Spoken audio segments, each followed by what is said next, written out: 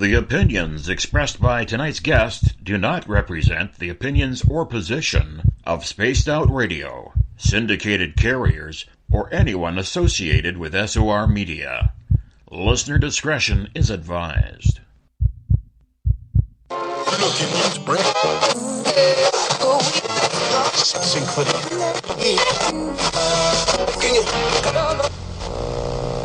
Oh man, there's got to be something to listen to on this dial.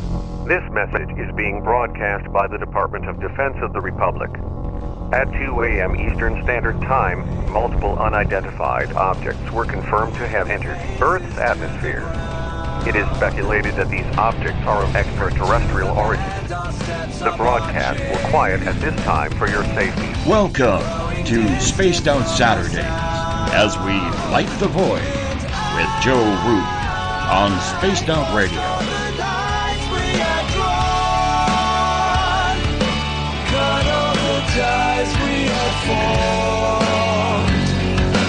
Told all the lies to myself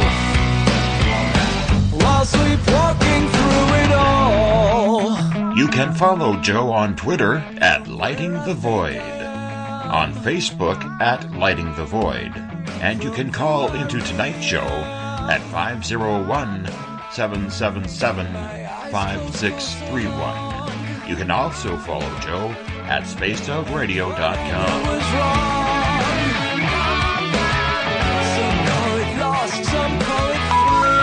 We're sorry.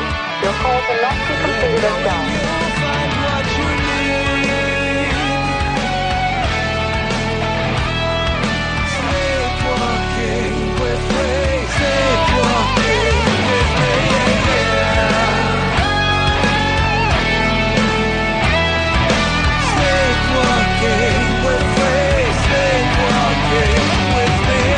Remain seated, please. Permanecer sentados, por favor. 9, 8, 7, 6, 5, 4, 3, 2, 1. Why don't you talk into the microphone? I got a backup mic right here. Check 1, 2. Testing, testing. Yeah, they both working, and guess what? They don't like no feedback. What's up? Now, let's fire the show up and light the void on Spaced Out Saturdays with your host, Joe Root. Broadcasting from the Forest Tower Studios in the Mossy Creek bottoms of Cane Creek, Arkansas. I'm Joe Root, and this is Spaced Out Saturday. I'm your humble host, and it's good to have you with us. It's great to be here wherever you're listening from across the World Wide Web or on our affiliates. Let's welcome in our affiliates. WQEE 99 Rock the Key down in Noonan, Georgia, home of the Walking Dead. We are live as well on the United Public Radio Network on 107.7 FM in New Orleans and over 160 countries around the world. We're also live on spacedoutradio.com, Spreaker, and thefriends.fm. And we rock out every night with us to Mr. Ron Bumblefoot Thal, formerly of Guns N' Roses, currently of Art of Anarchy. Bumblefoot is the official sound of Spaced Out Radio. Also, you can check us out on Twitter at Spaced Out Radio. Give our Facebook page a like, Spaced Out Radio Show, and you can follow me on Twitter at Lighting the Void as well. You can also subscribe to the YouTube channel Spaced Out Radio and listen to us on iHeart in the USA. Tune us in on TuneIn, download our shows from iTunes, and of course the website spacedoutradio.com. And if you go to patreon.com for as low as $1 a month, you can become a patron of Spaced Out Radio. Now, if you want to take part in the show, you can sign into one of the chat rooms on Spreaker, on the UPRN chat room, or on Facebook at the SOR Space Travelers Club. Or if you're on Twitter, just go to hashtag Spaced Out Radio, and I'll get to your questions in there as well. The call-in number when the phone lines open up is 501-777-5631. And if you head over to the website for just $5 a month, you can become an SOR Space Traveler. And as of right now, you can go to the Spaced Out Radio store and pick up a T-shirt, poster, or a sticker. We also have the Encounter online that deals with everything paranormal. You can check out the latest blog post there as well, and if you've had an experience you can't explain, fill out an SOR Sightlines report. Tim Doyle from UFO Seekers and Leslie Mitchell Clark's Contact TV also has some great video viewing there as well. Now, we all know that yesterday was pretty devastating to most of us, but I spent most of the day today remembering Art Bell, And later, maybe in the show, if we get time, or perhaps after S4 or something, I'll do a tribute on the Fringe FM. But I spent most of my time watching Art Bell on, I guess, his Periscope stuff on YouTube, listening to the old shows. I listened to his audiobook, and the one thing that I could say that I could take away from all this, when we have so many people that, gave their opinions and goodbyes, I still feel a heaviness in my stomach and in my chest, but I will say this, that the one thing that I think that we all know is that Art started this whole thing. It's not so much to say that he was a legend or that maybe, he was just the best, but he pretty much started this whole thing. I don't know, and you have to forgive me because I'm only in my late 30s, but I don't know how many people were doing paranormal talk radio when he started. And even if there were people that were doing it, they weren't doing it like him.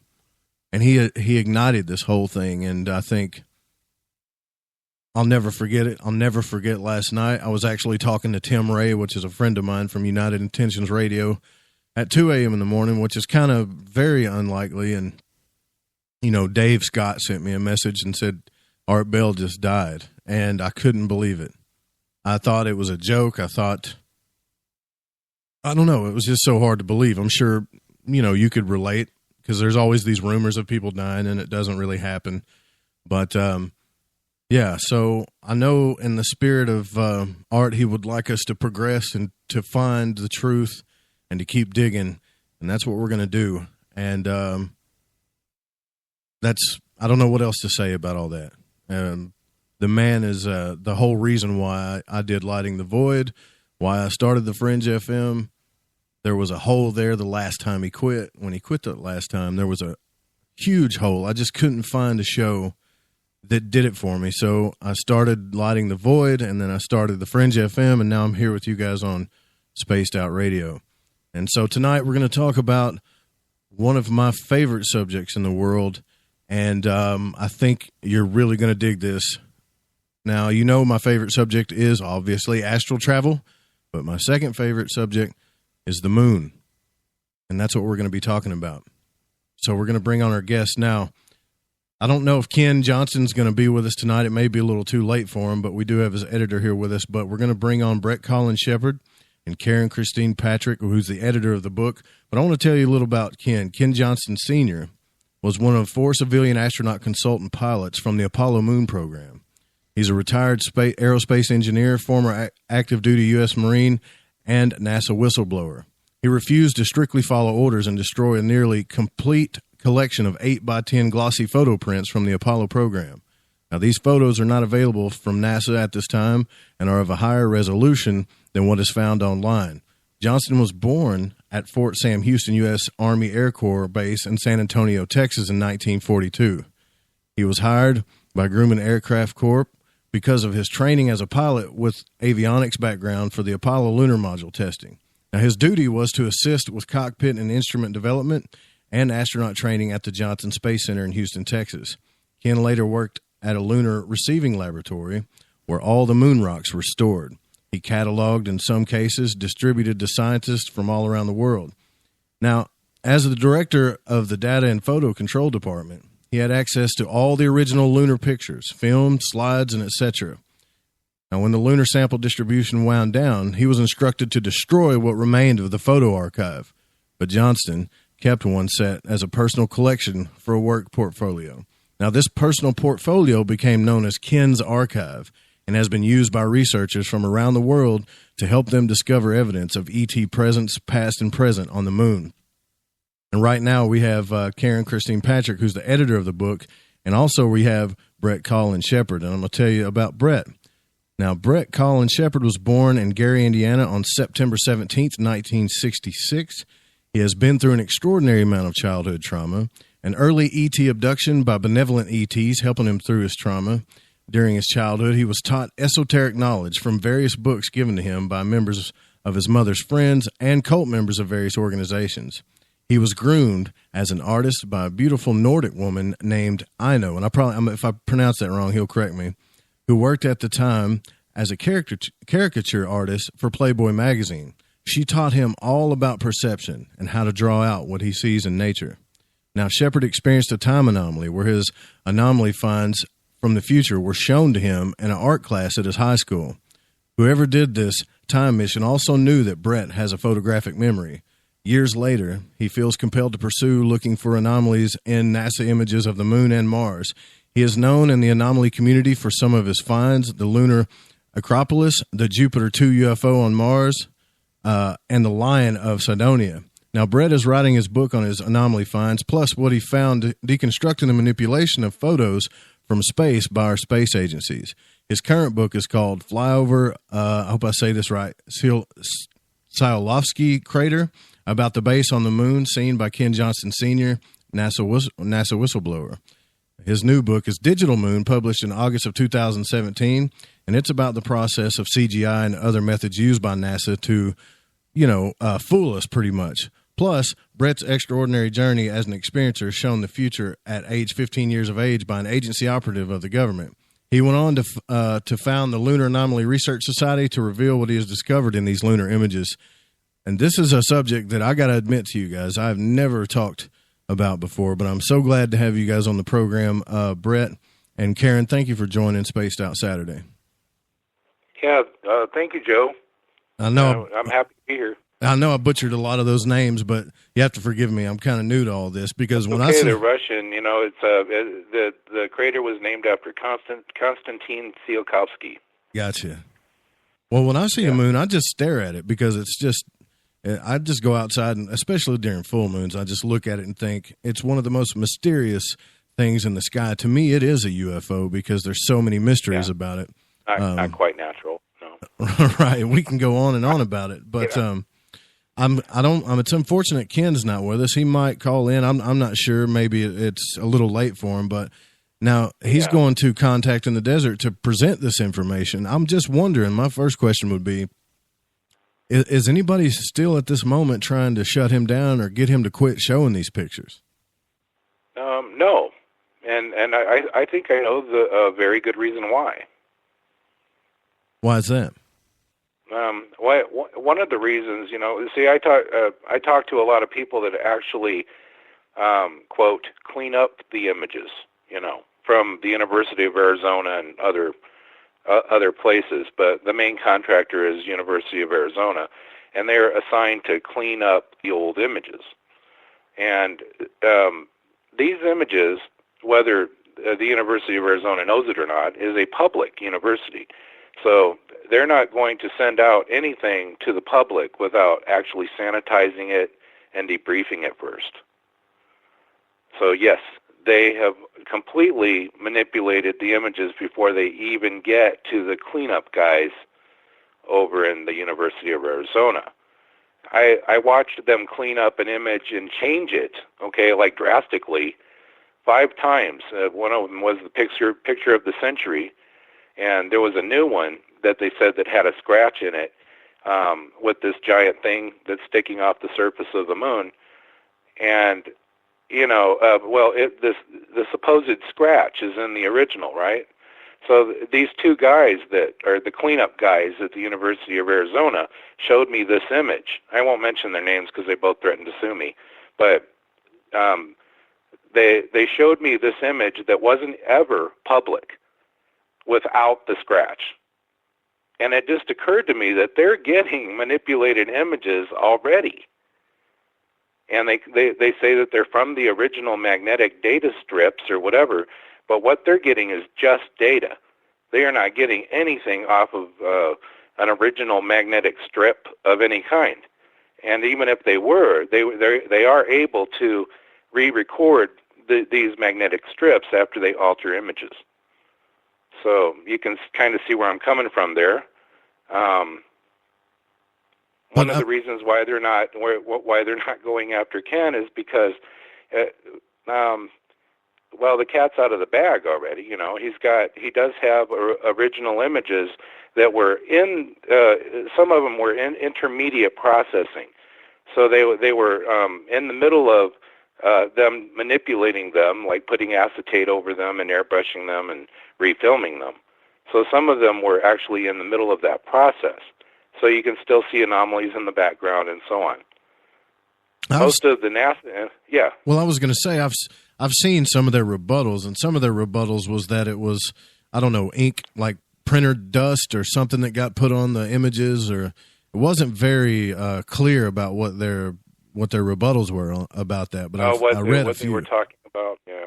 Well, Ken used a scanner, and the scanner wasn't all that clean, so they're right. So there's dust in them and all kinds of stuff. When we digitized them and put them online, I cleaned them up the best I could, literally, getting dust off of them and stuff like that.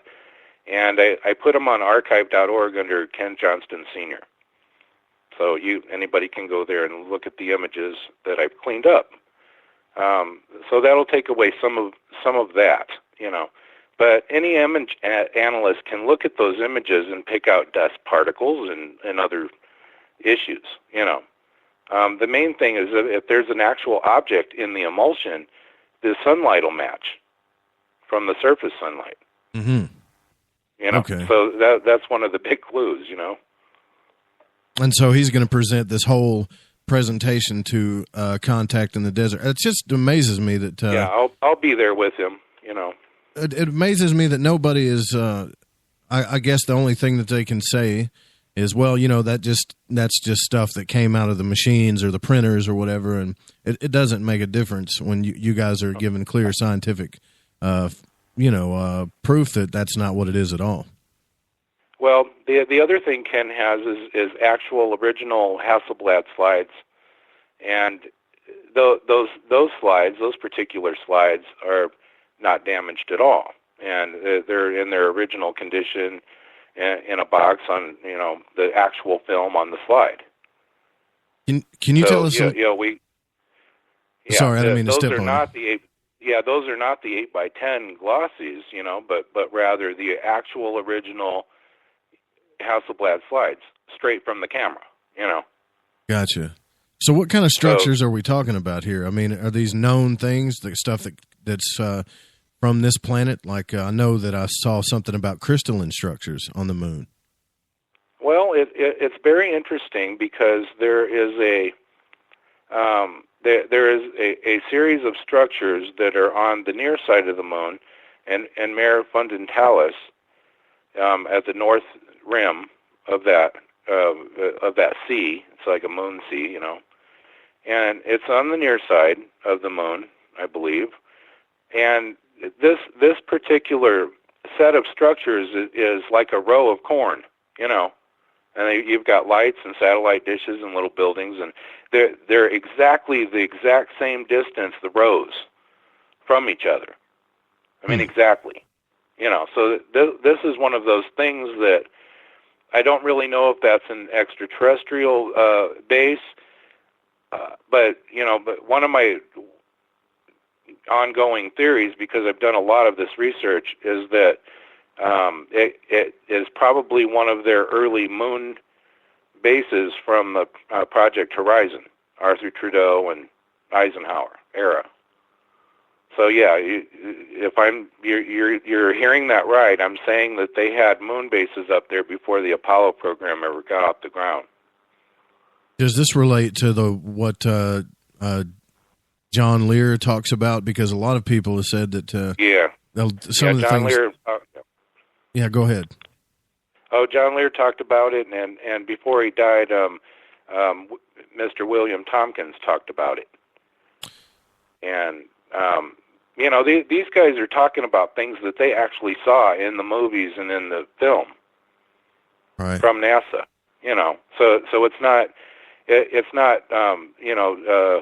second generation stories or something. They literally saw it with their own eyes. And one thing that I can say with a lot of common sense is that all of our moon images do not show us an accurate picture of the moon, if that's the case. Because if these guys said that this is what's really on the moon, then they've never showed the public the moon. How many of the astronauts do you think know this, besides Ken? I mean, how many of the crew members knew about this? Did he go to them and say... All of them. I keep hearing the same reoccurring story that they were followed there and back by very advanced ships that were either theirs or, not theirs. They don't know. And I'm assuming that they knew that some of them were extraterrestrial because, when they supposedly got to the moon, they saw these ships lined up on the crater. And that's not just from a ham radio operator. That's what William Tompkins said. He even drew a picture of it because he saw it literally with his own eyes. Now, you and Karen both being experiencers, and can you tell us about that a little bit? Because it seems to me that we're obvious Facebook friends, and I've seen a lot of people post about being an experiencer or an abductee. I've even had Whitley Strieber on Lighting the Void, and I've talked to him about it. And, talking to people about it, you really, when you actually talk to somebody about it, you really get the feeling that it's not what you thought it was. Because, for instance, Brett and Karen, whoever wants to comment on this, when I say, this is really hard for me to believe that you got abducted by aliens, right? Do you get offended about that? Do you take offense to that? Of course not. No, I would never be offended by that because I believe that people are supposed to have the perception they have at the time they have it, And the other issue with that is when you experience something yourself, that's when you can relate to my story, if ever, So no, of course not. I would never get offended by that at all. Well, but I'm just sharing my experience. Sure. So that it helps people that have another strange experience, Well, the reason why I ask that is because you're getting behind this. You're getting behind Ken and pushing this as hard as you can to make sure that everybody can see this. To me, I would think that if something like that had happened to me, especially a benevolent experience, I would think that I would want to validate it and prove it to the world as much as I could, but at some point, maybe you do give up. In other words, what I'm asking you is I've seen some passionate posts on your Facebook page that I've never seen anybody post about being an abductee before, and I can tell that it's kind of in your craw a little bit that you don't think that it's being justified enough. No, I really don't, because if someone is really a scientist, they're going to look at all the evidence. They're going to look at all the reports if they're a detective, and they're going to read them and see if they match up with something else. So they're simply not looking at all the evidence. And yes, I saw these things with my own eyes. I saw a UFO, a nice big UFO, 20 feet away from me, flying like a fish in water, like nothing. So you can't really scrape this out of the mind of the experiencer. They know what they saw. 20 feet, that's awful close. Yes, that's really close. That's in your face. This isn't a bright light in the sky or something. I saw the ship, And then can you talk to us about what happened after that, maybe, if you feel comfortable with it? Sure, yeah. I was with my friend John, so I wasn't the only one that saw it. And John said, that I think there must be some kind of government ship or something. I've never seen anything like that. It doesn't make any noise, and it's just floating around. And it went over a building while we were looking at it, and this telescopic thing came out like it was doing a maneuver or an experiment, and the telescopic thing went back up into it or whatever, and you saw these flash guards flipping up or something, and the lights on it were real minimal, Can you still hear me? Yeah, I can hear you. Okay. The lights on it were kind of minimal, so not any big, Spielberg type, lights or something like that. And the thing sort of took off the building that it was floating over, kind of like a helicopter, and it just sort of changed positions and went back over the road, and it went back up into the mountains and attached to another bigger ship or whatever, like a magnet. And the whole thing, I saw this whole big giant ship Like the desert sky at night, you can kind of see what's going on in the sky when it's a clear night. Oh, yeah, you can see everything. You can see everything, yeah. So I'm seeing this big old ship, float by or whatever. They turned off all their lights, and it just floated by. So, there was a much larger craft, and I don't think we have anything like that, as far as I know, So, yeah, and I've talked to a lot of, like, secret space guys, and some of them said, you wouldn't believe what we have, actually. We have stuff that makes Star Wars look like little kids' toys. And he's, the ones I talked to one that kind of wrangled me up, at a conference after I gave a speech with Ken about this moon base that I was talking about. Mm-hmm. And this guy said, he said, I worked with the NSA, and we work on those things on the moon. Those are actually up there. I just talked to a guy today, today that worked, in Antarctica, and another guy that said that yes, we have those things on the moon, this incredible technology and lunar bases and everything, And he said that there's many different races on the moon, and it's sort of like an intergalactic co-op. Well, but these people are they not coming forward, or are they just going around telling people that I've done that too? Yeah, they're just not coming forward, yeah. What happens when you come forward with this? Program, yeah. Well, what do you think happens when you come forward with this information? Because I'm curious. Well, I think they're punished monetarily, possibly. They're probably fired. It depends on how heavy the information is. Some of them might be chased around. I don't know. I've heard of that. People that kind of defected from Sandia Labs or something like that. I've heard of, goons following them around, harassing them and shooting at them and stuff like that. Has Ken ever told you of anything like that, of being harassed, or no, they just let him go?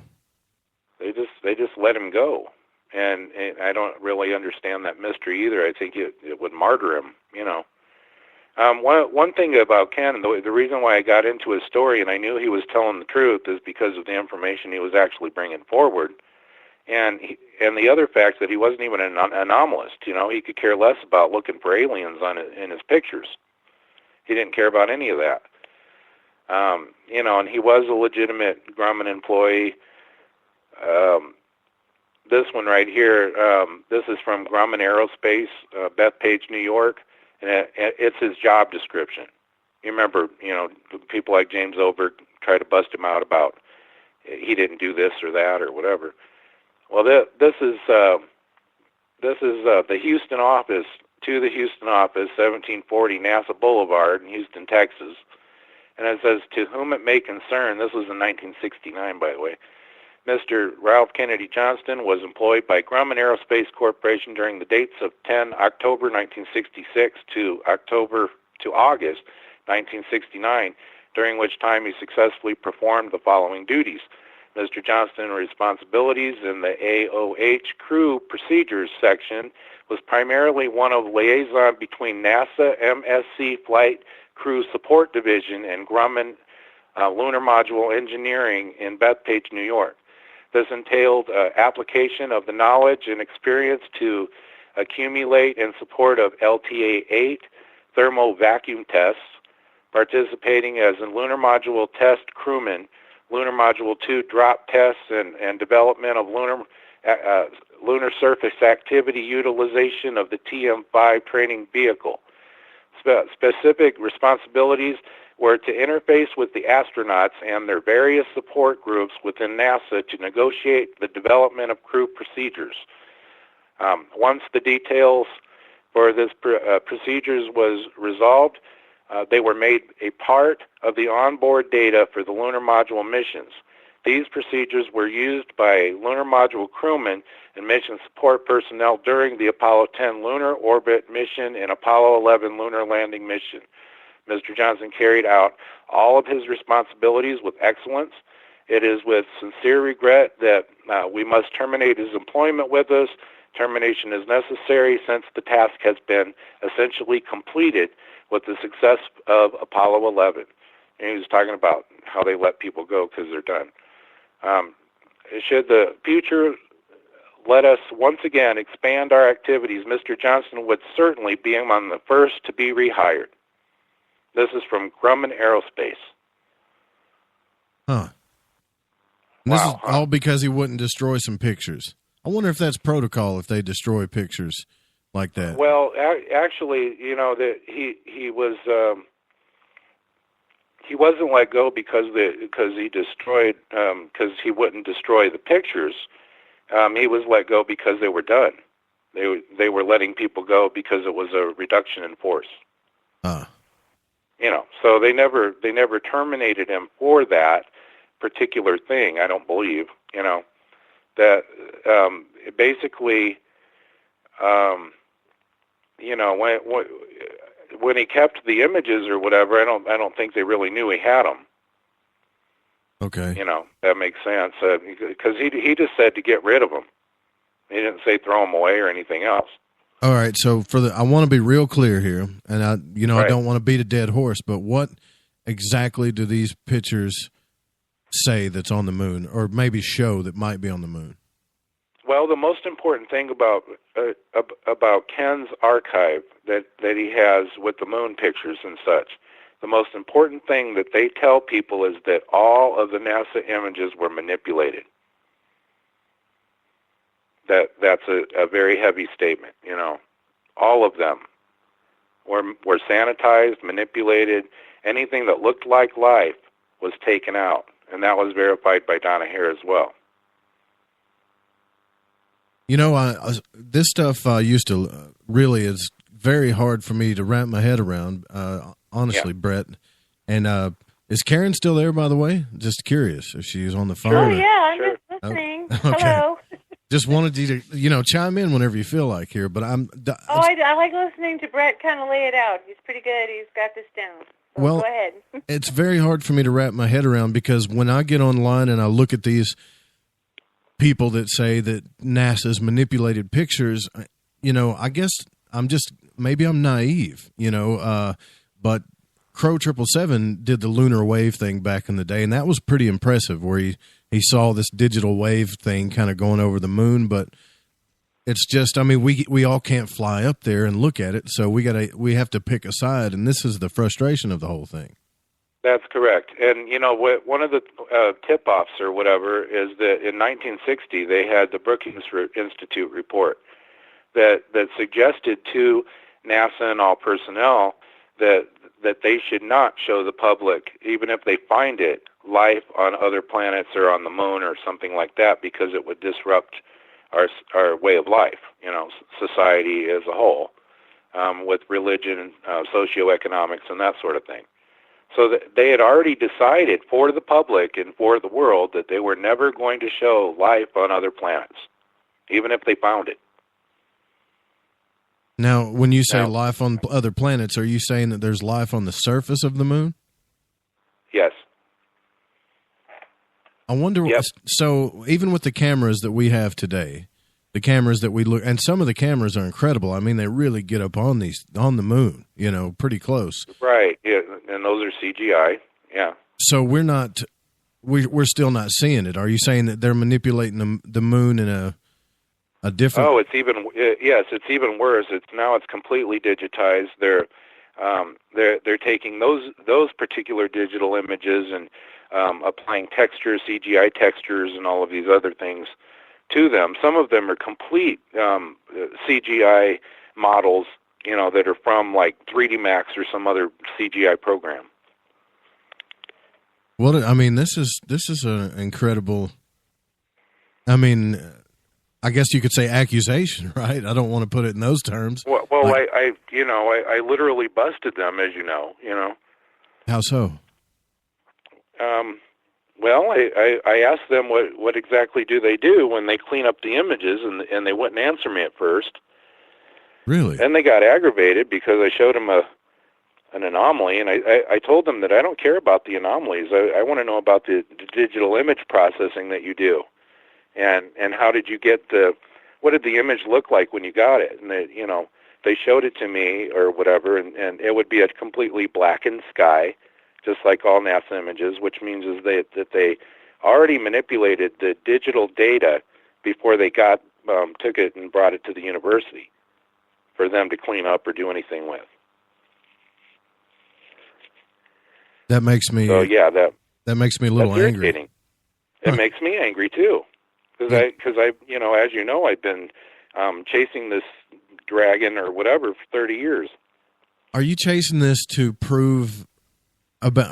Why are you chasing this? What is your main reason? Is it to let people know that we're being lied to, or to prove the existence of alien life? Well, I don't need proof that alien life exists because I've witnessed some of that myself. You know, so that's really not an issue for me personally, is to prove it or to try and get other people to see it or something like that, or prove it to them, because I don't really believe in proof. I believe in someone's experience. You know, basically, it's impossible to prove anything because you can always manipulate data or evidence or documents or anything. Correct? Oh, sure. Definitely. Yeah. So if they want to, they can fry you with some kind of, you know, harassment about that. It's like, you know, the Obama birth certificate or something, you know. So they can always do that. So I'm never looking for proof when it comes to NASA, because they have the issue of provenance, the origin of where they got their data. You see what I'm saying? Right. Because we can't, like you said, go up there and see it for ourselves. Well, not yet, or unless we get $1 billion and we go up on one of Elon Musk's ships, and with his money, I'm sure he's tied in with the government. And honestly, I'm really confused about what you're talking about, provenance or who owns what. Because to me, when you get out in space, it's a free for all. But apparently, that's not the way they look at it. It's not really the case. The military-industrial complex sees that a lot different. They see it as a strategic position. So you've got these guys that have extraordinary insecurity about other races or other beings on other planets or whatever, and some of their technology is far more advanced than ours. So they're a little intimidated, you know. So their military mind wants to be strategic and get a base up there and get all their bells and whistles up there and technology and everything else, so that they can fight off some adversary they created, because that's all it is a bunch of adversary creation. The extraterrestrials have already been deemed not a threat. They've only helped us. They've disabled our nuclear weapons. They've done all kinds of things for us. Right. Do you think so? Yeah, if you see Alex Jones flipping out about, those guys or whatever, and he said a bunch of stuff. I saw him crying today.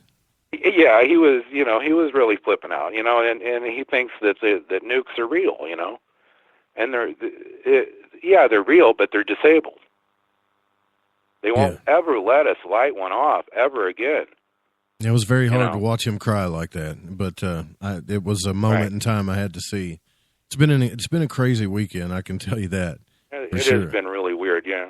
But the thing about it is I don't know. Maybe it's the perception thing that you're talking about, because perception is definitely key to that. I look up as much as I can, Brett. I view the sky as much as possible, especially now.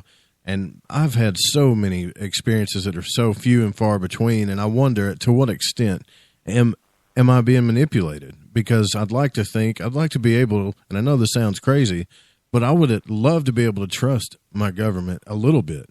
It would be nice. Well, yeah, there's the government, and there's the hijacked government that's run by, of course, these families or whatever, and they buy their president literally. And people will say, well, no, he was already rich, he didn't need to get bought or anything. Yes, he did, for one thing, because these people at that level, they don't use money, they play games with money. Right. So Trump's just another guy they put in there as a puppet to blame. All of our presidents have been like that since the robber baron days. Well, that, and a thing that comes up in my mind is now they're wanting to explore space all of a sudden, and they brought up an old space agency, a government space agency that Herbert Walker Bush actually created, and they disbanded, I believe, in 1999. And now Trump is reestablishing this thing, talking about space soldiers, and everybody thinks it's just for, this is just for strategic reasons. Well, it's got to be more than that. Yeah, well, the other thing that's more than that is they already have it. And, in the attempt of soft disclosure, they'll slowly let us know that they'll make us think that they're just working on it. You see what I'm saying? Gotcha. Same thing with chemtrails. Same thing with Tom DeLonge and what they're doing about trying to push the threat through some pop culture item. Yeah, I it's not entertaining to me. This is my life. You know what I mean? Right. Exactly. This has been my whole life. And it's not because I'm, insane in any way at all. I may be depressed, sure, but, it's not for lack of knowledge or something like that. I've done my homework, my research to find out what happened, and why they could have done those things. And I got a lot of answers by doing that. And I didn't go on the internet and read someone else's garbage, you know what I mean? Right. I went straight to the horse's mouth. Well, you definitely dug in and done a lot, more research than most. The most research I've seen is people just kind of sharing YouTube videos. I know there's real researchers out there, and I'm glad that, you come on the show to talk to us. I really do appreciate it. But you have to understand my skepticism about it a little bit, right? But I'm open to this because I'm understanding now. I understand some of this esoteric knowledge that you're talking about. But what I am a little confused about is when you were a child, Brett, you had some trauma, right? And either I typed this in wrong or I read it wrong, but it said that you've been through an extraordinary amount of childhood trauma and early ET abduction by benevolent ETs that helped you through your trauma. Yes, they taught me how to have an out of body experience so that I didn't have to feel anything, that whatever was happening to me. Wow, that's incredible. That kind of relates to Whitley a little bit. I know that happened, of course. Sure. And what other things did they teach you as far as esoteric knowledge goes? Well, they basically told me that we're alive, and that's a done deal. We're just alive, and we're in these corporeal bodies, and there's a lot of life all around us, both in other dimensions and in our physical world, like on the moon or somewhere. And did I get this Nordic woman's name right? What was her name? Did I say it right or wrong? Yeah, I know. You said it right. Okay. Yeah, it sounds like I know, yeah. And she was an artist for Playboy. Yes. Now, can you talk to me about her a little bit? Was she an ET or a hybrid, or did she just know? She was extremely spiritual. I know that, and not in a Jesus-y way or something. She was very knowledgeable about the universe, So she would always tell me that there's life out there, and she'd tell me that that there are things that happen on this repeated timeline that you need to do. And one of them was to get into the arts, because you'll need it later. She taught me everything, how to draw pictures, the whole thing. She'd get me Walter Land's books, to learn how to draw and everything. So it wasn't something that I naturally did at first, The other thing that was significant, I think, that where I knew that she was actually pointing at something, when I look back at it, is the timeline issue. That they keep screwing up this timeline so that we have to repeat it over and over again, so that they can have some kind of false immortality, to keep repeating the same corporeal timeline. And that's what we're stuck in. And that's what we're stuck in. Yes. Yeah. See, that actually, that to me makes sense. That feels real to me. It really does, because especially, I've had a few out-of-body experiences myself, just past the threshold a little bit. And once you have a true out-of-body experience, it's not like a dream. People go, oh, you're just dreaming. No, you're not. You're not dreaming at that point. and you understand consciousness a little bit. But so, and let me ask you a question: How come certain people just don't get approached, and is there a particular reason why you got approached and this happened to you, and others that just doesn't happen to, or do they just kind of pick and choose who they do this to? Well, with me, for instance, they knew that I had an acuity toward a very refined perception of things, that I could see right through things, and that I remembered graphically everything that happened. So they thought that was very unusual because you can't compartmentalize that. Gotcha. That the way my brain works, they tried to compartmentalize things and play games with my mind and all that, but it didn't work. Unfortunately, I had to just feel the pain and of remembering all those things, and but I remember them exactly the way they happened, and the images that they showed me in 1982, when I was 15, confirmed what Ino was saying, that I would need that perception, that I would need to refine my arts and all that. So Stanford Research Institute came to my art class in 1982 and showed me lunar and Mars images, hundreds of them, knowing that I'd remember each one. So 40 years later, when I'm looking at all of these old lunar orbiter images and such, I'm seeing exactly what they showed me in 1982 in black and white. The ones they showed me in 1982 were in color. And some of these images weren't even taken yet, supposedly, of Mars and such. So I guess the reason why they're not revealing themselves to the public is they're trying to get us to work this out, and maybe that's what you're doing. That's what I'm getting from all this. That's exactly right. It's all about the ending. How is this timeline going to end? Because if it ends to where the world is kind of cheesy to say, but like holding hands or whatever, and knowing that they're one entity and they're all together, that's what they want. Otherwise, they have no understanding of it. They don't understand war. They don't understand these different aspects. And people talk about the Anunnaki and all that. Those were the ancient Assyrians and Jews, literally. So of course they were warfaring. They were constantly trying to build their empire.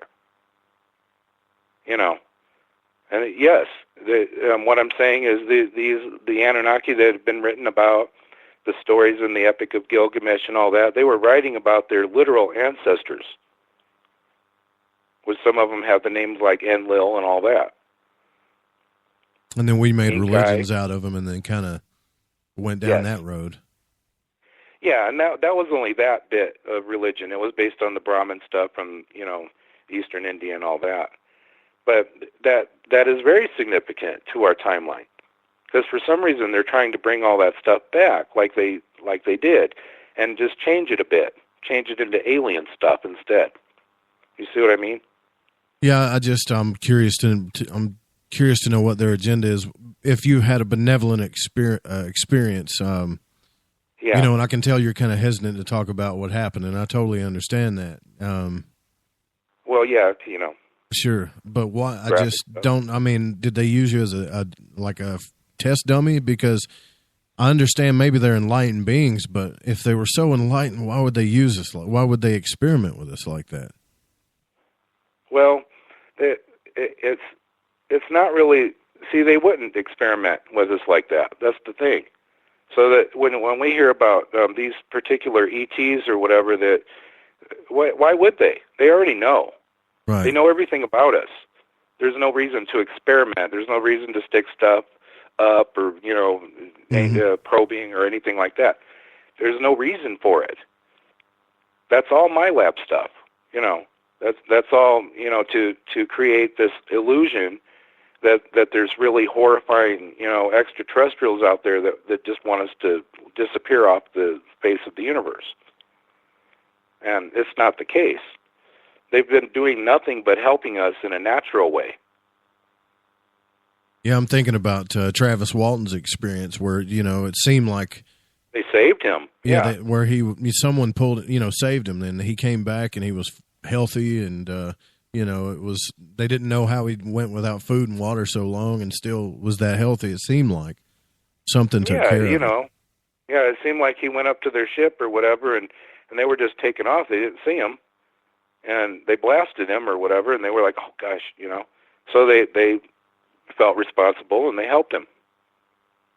Now, where does Ken stand on all this? Does he take a scientific approach to it, or does he believe that, obviously he believes there's something out there with these pictures, surely, but does he... Yeah, Ken's had some incredible experiences with some of this stuff, and he's recently done some regression work, to try and get back some of his memories and such. Mm-hmm.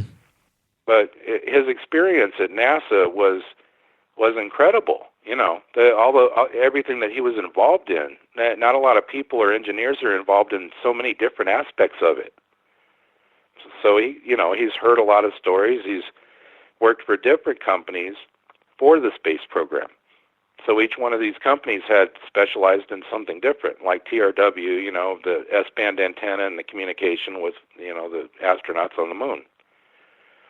So there were, and then he worked also at Vandenberg, where he saw the video of the UFO that disabled the warhead. Right. So he's really had some incredible human experiences with his own eyes, and that these are things that you just can't necessarily prove unless they roll the footage or just show. But even if they did that, people would think it was fake. Yeah, there's a theory that's going around right now, and I wonder what you're on. When you say digital moon, I'm thinking of not just pictures and CGI. I'm thinking that there's other folks out there, and this sounds crazy to me, but, I'm open. I got an open mind, but they're saying that the sky is actually digitized, and when we look up, they're messing with our perception. We're not really seeing that. Well, yeah, that's not exactly the case, but the digital moon title was specifically, yes, about the image processing and what they show the public and such. Okay. And what my human experience has told me about those certain things. Now there are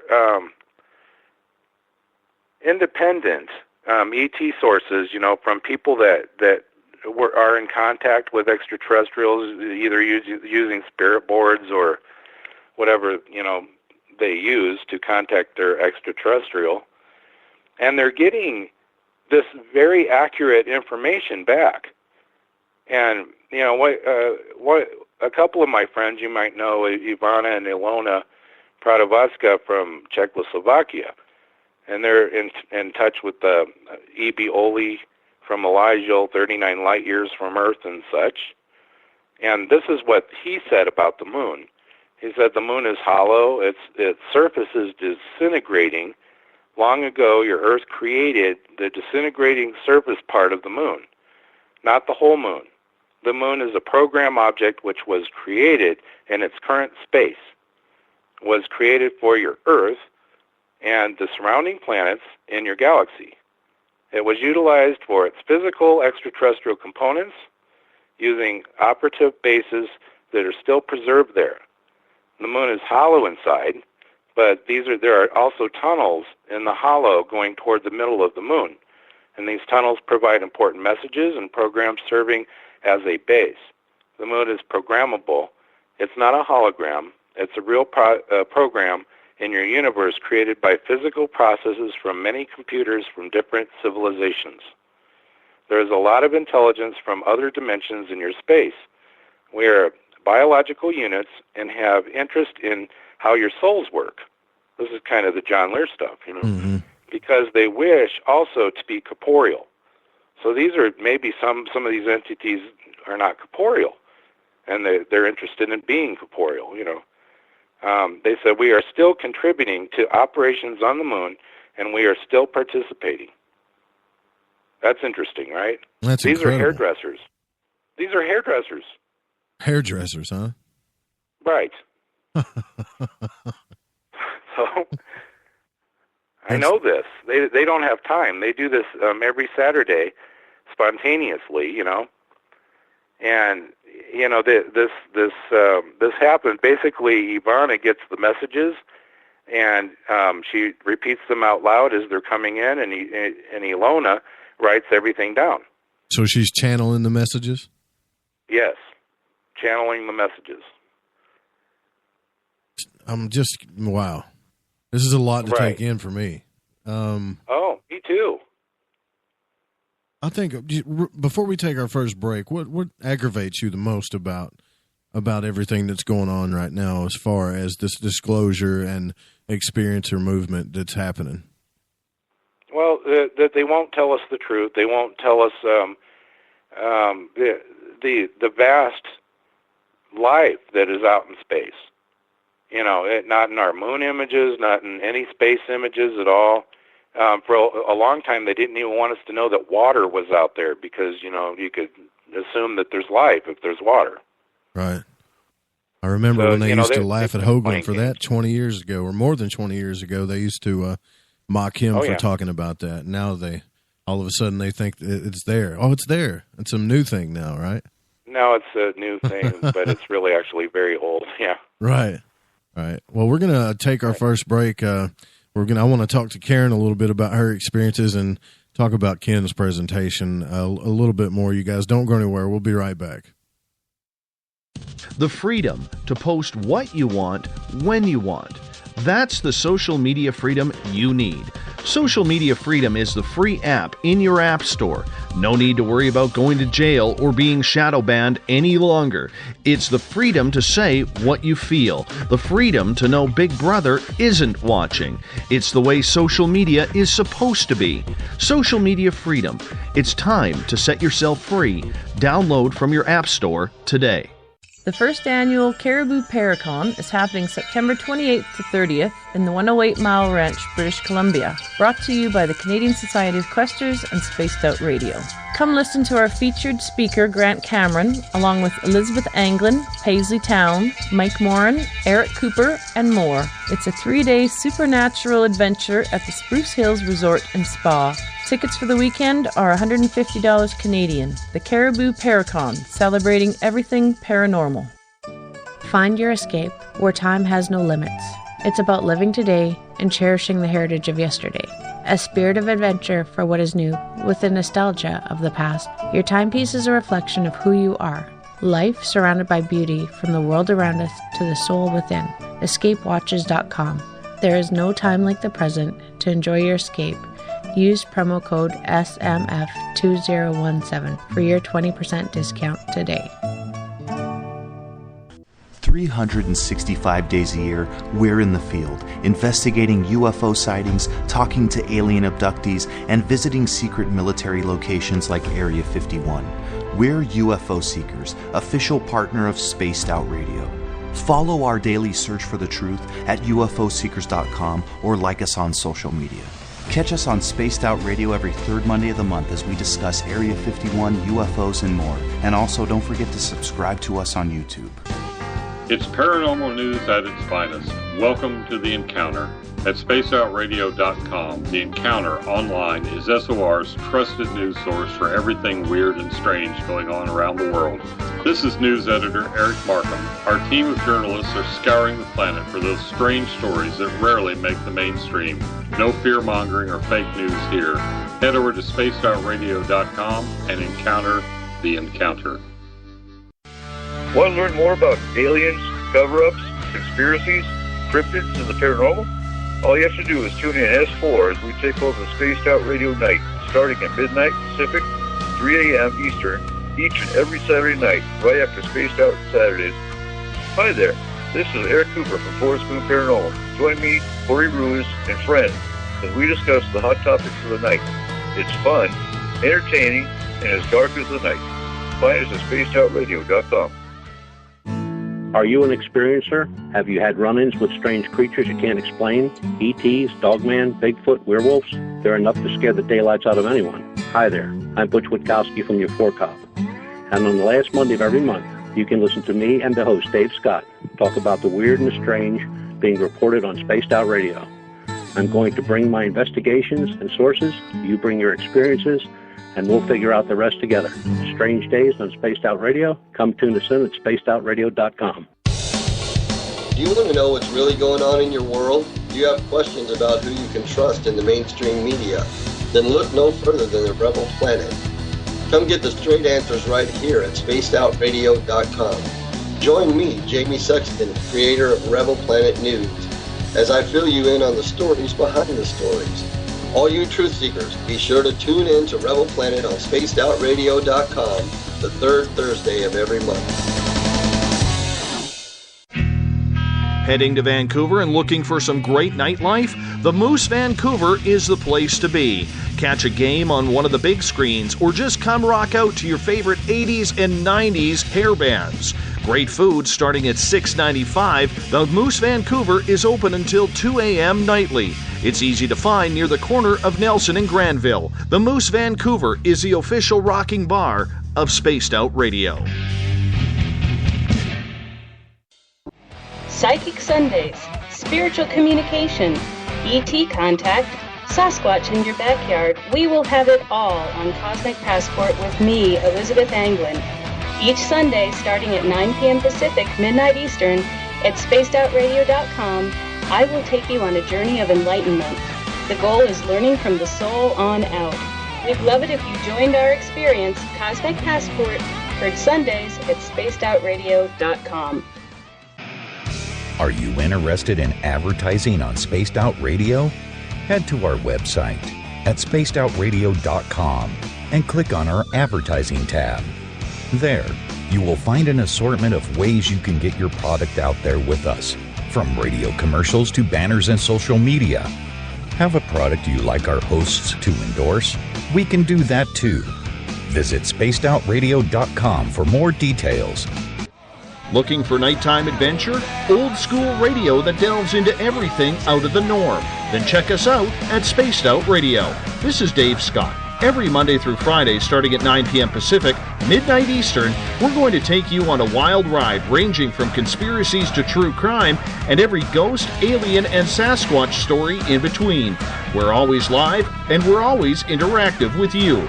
So join us at spacedoutradio.com, where together we own the night.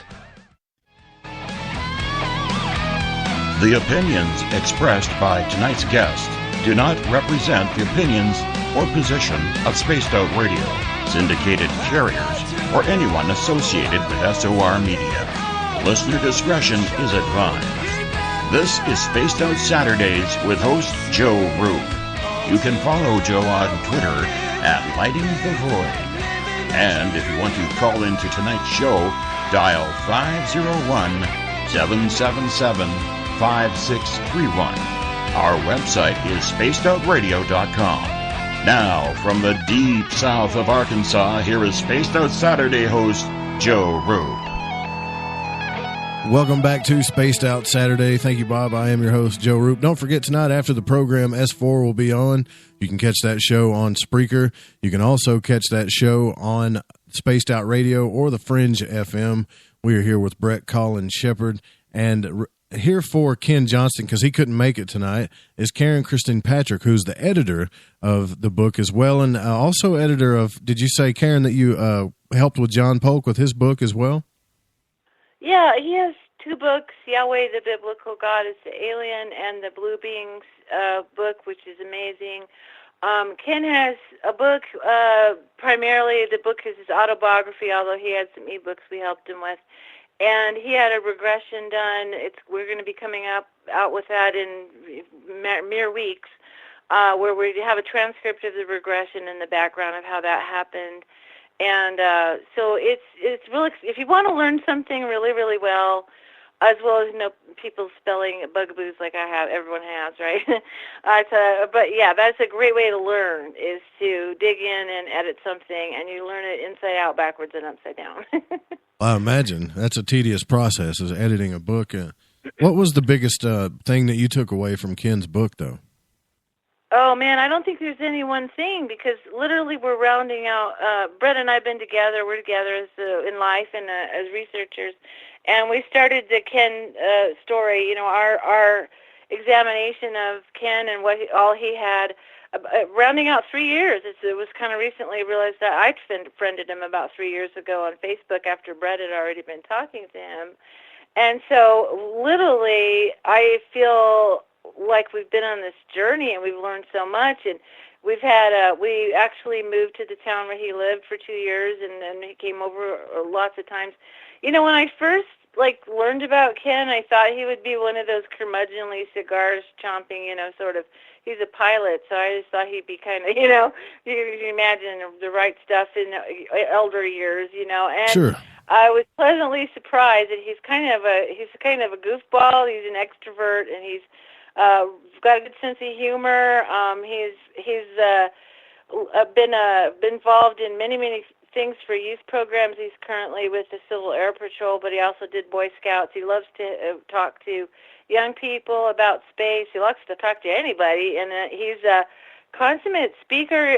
He's wonderful to work with at a table because he's real friendly and just really loves to talk to people. So I was pleasantly surprised about that. But we had an extraordinary access to the archive. We literally had it on Brett and my desk. I mean, it almost got annoying. I'd have to move it around because it's these big notebooks that are like 3 feet wide at the base, and then when you flop it out, it's about 4 feet wide, and it's just picture after picture, and we just lavishly got to look at them and then move them around while I was trying to, figure out where my computer and printer and all that needed to be. It was quite an interesting process, as well as asking him tons and tons of questions, because he had quite a few positions in and out of the space program. His first position was his brother was already working at NASA and got him in as basically a crash test dummy. It was kind of a joke, but he was a test subject. He was happened to be a body double for one of the astronauts. I can't think of it off the top of my head, but he basically was able to try on the suits and figure out how do you do things with the gloves, and how are you going to, have an oxygen line, and how are you going to be very careful not to snap that off, and all those types of things. He was a civilian consultant pilot, so basically he was brought in he gets a lot of flack for saying he was an astronaut. He does not say that. He had a specific title, and he was kind of involved in the same training as the astronauts, but he was doing aspects of it to help them work out procedures, is what he did. Then he worked and did that. Then he worked with the lunar landing. He worked with Grumman, and they were the one part of the production was the command module, the other part was the lunar lander. So he worked with the Grumman and the lunar lander, and actually, you can't exactly fly one. You kind of have to. They only had a few flights even before they went to the moon. So you kind of had to act in these giant vacuum chambers with the LTA-8, which was a lunar lander simulator. And so he helped work out procedures with all the switches and bells and whistles and how do you do stuff in the lunar lander, and actually trained with all the astronauts to help them learn the systems. He has a logbook with all of their names in it. It's really an amazing artifact. And so, we've just asked him questions and questions, and I love to ask questions about everything from, what was going on with moon rocks and moon pictures, and how were they doing the training. And then after, one of the things that happened, a very exciting time, Apollo 11 landed. I was actually a little kid. I was a little bit confused. I kept running and looking at the television and then running outside and trying to see the guys on the moon. I asked my dad, hey, can we get our telescope out? We can see them. But we had a weak telescope. So my dad had to explain it to me, But it was a big deal, But at the time, Apollo 11 with landing and all, the Eagle has landed, one small step for man, all that stuff. They literally fired 30,000 employees and contractors because they decided they were out of the research and development and test phase, and now they were into operations. So they literally, thank you for helping us land on the moon, you're fired. It was kind of awful. So he went through a process and got rehired, as that letter said. He was recommended. in the data and photo control lab. So it was just a couple of weeks vacation with his family and whatnot. I came back and worked in the data and photo control a lab, and that was where the moon rocks and the photos were being processed and photographed. And he was maintaining a bunch of file cabinets with 5 sets, complete sets of the Apollo missions as they were being developed. And when he was told, his boss came in, was kind of pissed off because I don't think his boss agreed with the decision to throw away all these copies of photos.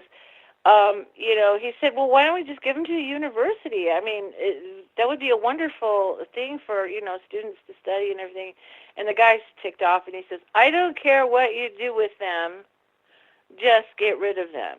So on that loophole, Ken... Well, that doesn't make any sense. I wouldn't know what to do if he told me that, Well, Ken did. Ken, kept. I think he kept a set and donated it to his alma mater, Oklahoma University, and that's a whole saga by itself. But he also kept a set for himself, and then he threw the 3 of the sets into the dumpsters, which is kind of horrifying when you think about it. And then something happened to the set that went to Oklahoma, and I don't completely know the whole story there. There's so much to the story. I can't even begin to tell people. I wish that if anyone takes an interest in what we're saying at all, please help. Call us, contact us, and start learning and boning up on this, because I believe, after all these years, why are we still talking about Ken Johnston? It's because it's kind of like if there's a ladder to disclosure and you have to step up this ladder, he's a rung. Is him and Donna Hare, who's also a witness to manipulation of images at the time, and Carl Wolf, I call them the triumvirate. Most people kind of know about their stories from various documentaries. We're eyewitnesses. We've had more come out. We've had the Tompkins story, who worked at TRW, where the debunkers say there wasn't other signals coming in from the moon, but they had a public channel and they had a back channel, and all the TRW people where William Tompkins was at was seeing, kind of the real thing that was going on. So this story is really ultimately about how we have an overt, which is, on the open, this is what we're going to tell you, this is the show that we're going to give you, and a covert science, media, history, everything. We have overt and covert, and this is why everyone is confused. So when somebody says, they hear a particular thing and they go, oh, well, that's not science. I go, which science? Is it the overt one or the covert one? And one of the things that I say about that is we live in New Mexico. We were where Ken was at in Berlin or Albuquerque, and now we've moved to another area. But we went to Roswell, and on the way there was a rock shop, and they were selling little bits of rock, glassy type rock, called Trinitite. It was ostensibly from the Trinity explosion in New Mexico, where the sand was fused into glass, and it's almost like a green Coke bottle color to look like just a little piece. And I go, that's proof that we had a covert science, because until they blew up those big blankety-blank bombs, that was theoretical. Then when they blew up the bombs, it was real. And just because you can't hide something that big means that they had to reveal it, especially when they dropped it on the 2 cities in Japan. So we've got to realize you can't hide that, but there's a lot of other things you can hide that we don't know about. And so it's important when we're looking at this is a very complex story, but I think you can simplify it in the sense that there is I have a friend that just says forces, and then she uses air quotes, forces. There's forces who want to give us a consensus reality. They want us to believe certain things in common, so that for whatever reason, and that's another. I'm a second-generation conspiracy theorist, so there's, that's always an interesting discussion in my home since I was a child, about who the insiders are and what are they trying to do. But the point is we are being helped to begin to uncover the covert things that have been going on. because it's time. Every time I talk to experiencers, and I've been doing this for a while now, is people are going, it's time, we need to talk about this. And so what I'm, focused on is, as interviewing many experiencers on radio and in person and at conferences, and man, I love it when someone tells me, you're the first person I ever told this story to, and I feel so honored when they say that, is that the experiencers have been suppressed, right?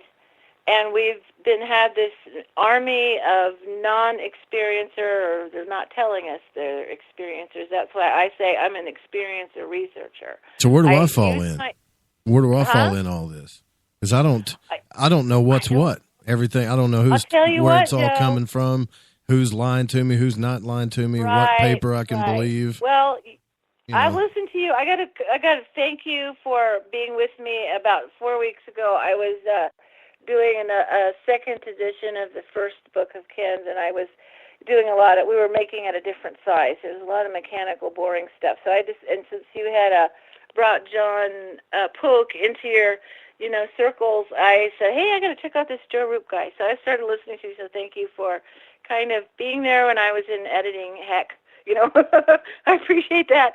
But what I think is, I recently, and I'll be talking about this later this year, had an experience where I basically had an experience. I have eyewitnesses to what happened to me.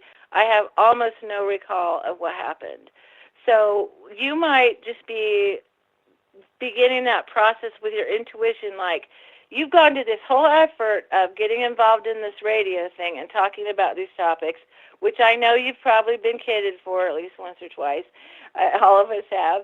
And there's something in it. You're feeling intuitively somewhere inside you, something to say, hey, let's look at this, right? And so when you begin to do that, a couple of things will happen. When we activate our attention, when we pay attention to something they proved in the double slit experiments, there's a little tiny bit of energy. It's actually centripetal energy when we put our attention to something. And centripetal is the drawing in energy, and stuff will draw into you as you begin to pay attention to something. So we just had a friend who was kind of at your level of just wanting to know, and he suddenly saw a UFO, like this happened just over the course of a month or two. He saw a UFO. He was contacted by ET. I mean, it just broke open for him, and he just recently contacted us. So you're on the cusp. You're likely to start remembering more as when experiencers tell their stories, we all trigger each other's memories.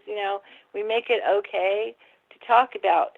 I like to focus on a toolbox of your mind to help you. And the toolbox that we're given is kind of like a screwdriver and a hammer. It's just not much in there.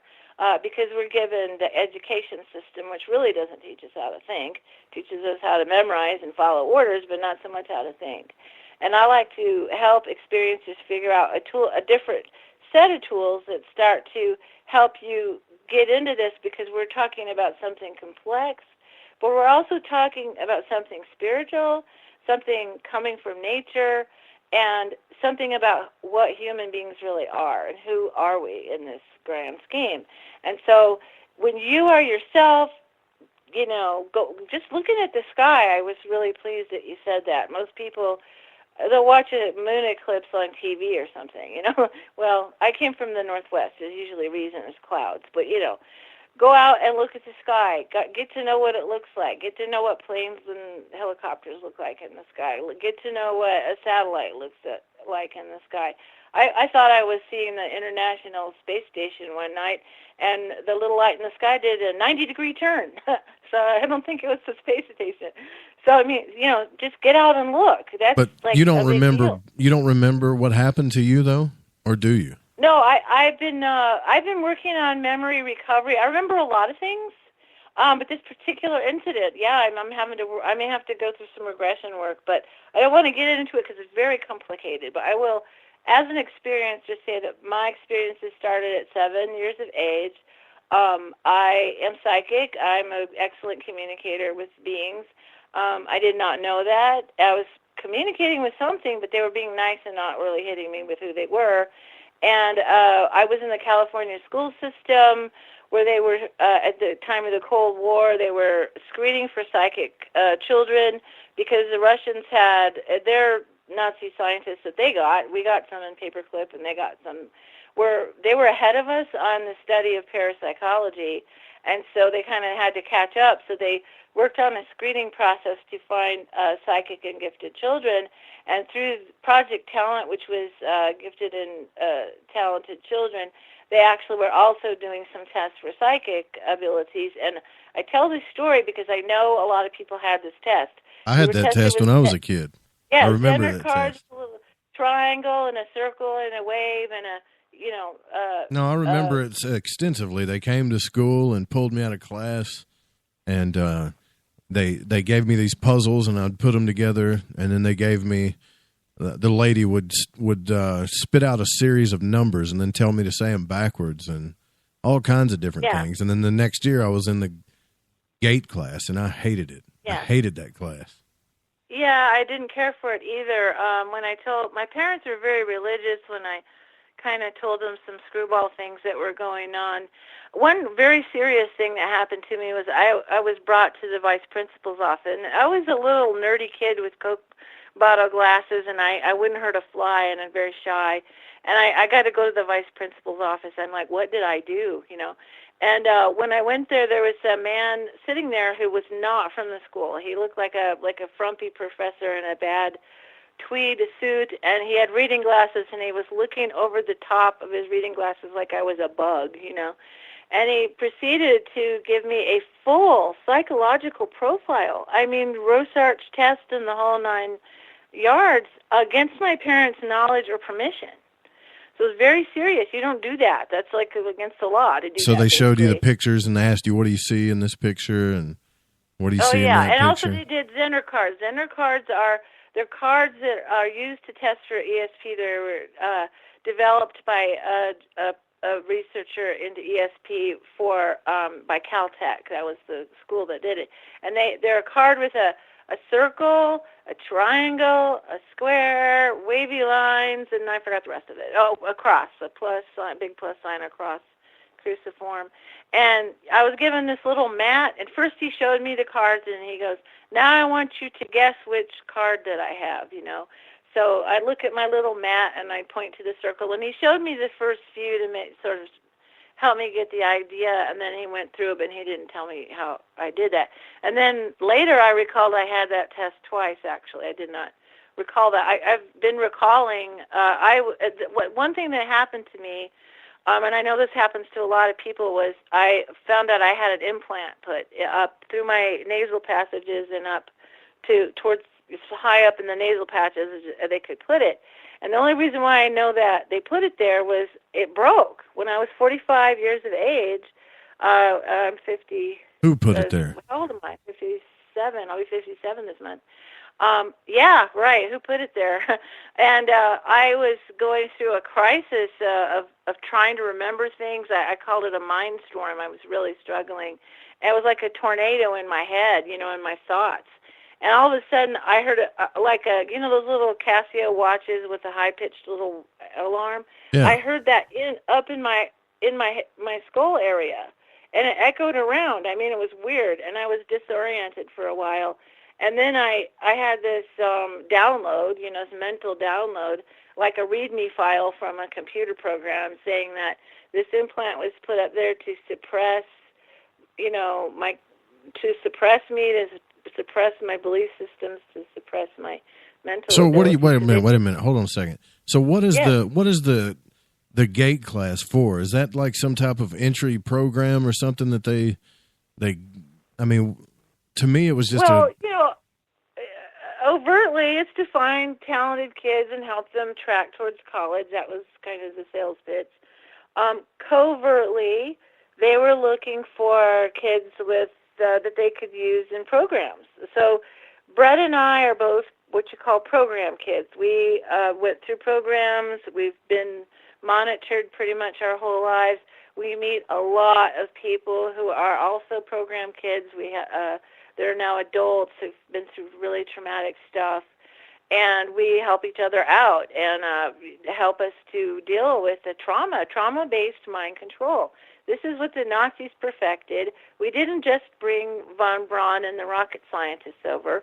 They also brought Josef Mengele and the guys who were working on mind control, and they brought them here to the United States and inculcated them in our university system and in our military-industrial complex, and they began to, basically work on trying to understand how they could control all of us. And they did everything from using psychotropic drugs to, sexual abuse of kids to, shock therapy to you name it. Some of these have been. It was Ritalin for me. They tried to put Ritalin down my throat. Ritalin. And then the most recent iteration of it that seems to be quite effective is electronic harassment and tones and, electronics. We have our cell towers. I know it gets real conspiracy theory right in there. Gets kind of dark, gets kind of scary. I choose. I had to. I grew up in a home where my father was a conservative guy. He was part of the John Birch Society. We had meetings in our home. My parents tried to shoo me to my room, but, I heard everything, and I kind of have a mind like a sponge. And I remember the horrible stuff we heard about what was going on, and the communists was under every rock kind of thing. So I grew up with this stuff, and I had to make a choice as to choose that this could be changed and be positive. Or, I was literally depressed and suicidal as a young child because of what I was exposed to. So, I'm making the choice, even though this stuff is, very real. Some people know different aspects of these different things that they've tried on us. I believe that the human instrument, the human spirit can transcend it, but we got to help each other do it. And this is the biggest problem is that experiencers, what I'm going to be coming out with sometime this year, and we'll be doing a conference on, is talking about how we've got to remove the financial assassination and harassment aspect. I've gone directly into advocacy for a basic income, a basic health care and education and all those things, politically, in that way. And I know that's very controversial, but, I'm going to try to write a short book about it called Weird Shouldn't Starve. We shouldn't starve to death just because we speak out on these things. They're monitoring. You go to work, you do your job, you probably won't talk about this at your job. You go home, you say something on Facebook, you go back to work, they harass you because you said something about UFOs or something. I knew a guy who got a nice place, a show going, He went to work, and they said, well, he worked at a education place, and the parents were complaining of what his radio show was about, and he had to quit. That's what happened to me. I never told anybody, but the same thing happened to me. Yeah. Well, we don't have free speech in this country this way. So we've got to take the financial terror out of it and begin to come out with more of it. We need to be free to talk about it. We have had civil rights where we've talked about all kinds of negative things that have happened to people, women's rights. We've got now more and more people talking about human trafficking. We can't resolve an issue if we don't talk about it. And we have some of the professional grade people in this genre of ufology and whatnot just slamming down on people with what I call the credibility maneuver. And it's like, okay, yes, there's a time and a place to be skeptical and scientific and all of that, but sometimes you just need to tell your story. You need to speak your truth, even if you don't know what happened exactly. Well, I understand where you're coming from on that, but you also have to understand that, when and I tried to interview the guy, both Corey Good and David Wilcock, when you come out, it's one thing to say, I've met an alien, right? Or I had an experience, or I've had an out-of-body experience that I'll talk to you about until the cows come home. You got me. I'm sold. I want to hear about this. What happened, right? But it's a whole nother thing when I'm hearing about, well, not only did I see an alien, but there's a dark cabal and a galactic federation and blue avians and all, and I'm thinking, wait a minute, hold on a second. All right. not saying, okay, obviously I don't know that that's not true because I can't get out in space, right? But it gets to a point where you think maybe we shouldn't talk about that just yet until you get something substantial. Well, no, I think we should talk about it as a societal question. I don't think it helps if we just have, and I'm going to get myself in trouble by saying this, but spokesmodels. We don't need the spokesmodels. I think help at least to give us permission to begin to have the question and talk about it. But when we're going to really get somewhere on this topic is when it's like Brett and I's day. We're at a festival in the town that we're at, and we were sharing a conference we're going to do here. And so we're just talking about it. I'm an experiencer. This is my experience. What do you think? There's a whole lot of that has to happen. And also, we need to bring this out so we can begin to do things like the Foundation for Research in Extraterrestrial Encounters has been doing a survey of, thousands of people that have had experiences. We need to start getting the raw data, just the stories. One of the things that I've noticed is that we have a very male-dominated, ufology and all of that. I call it the dude army. And, no. You're not going to attack the men, are you? No. I love men. I love everybody. But I'm just saying it's kind of dominated in that sense because maybe it's more permission to say that. But I think the females have been struggling because actually quite a few experiencer females are more aware of the hybridization programs that's going on. And I think, boy, they really don't want that story to come out.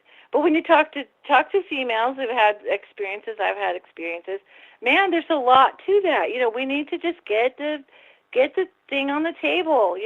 Don't clamp down it and like put somebody under interrogation and say prove it or something before they've just all of us, not just a few superstars, but all of us, aggregately beginning to talk about it, which is kind of happening. You were mentioning Art Bell. Oh my gosh, I am doing all of this because of Art Bell.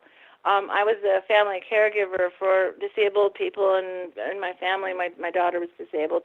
So I was up nights a lot, listening to the radio and listening to Art Bell. And, it was like one of the things I've found out, psychologically, if you have an experience of any kind of, traumatic, whatever happens, and you don't talk about it, your brain acts as if it didn't happen. That's why it's so important to talk about things. That's why support groups of various kinds, AA and all things, have been helpful to people, is because when we process it, that's how humans process things. So we need to have, I think what Art Bell did was inspire thousands of people to get into it, I think that was his great gift, really, was to inspire people to want to know about it too and talk about it too. And I'm just going to miss him to death because he was there at night, the lone voice on the radio,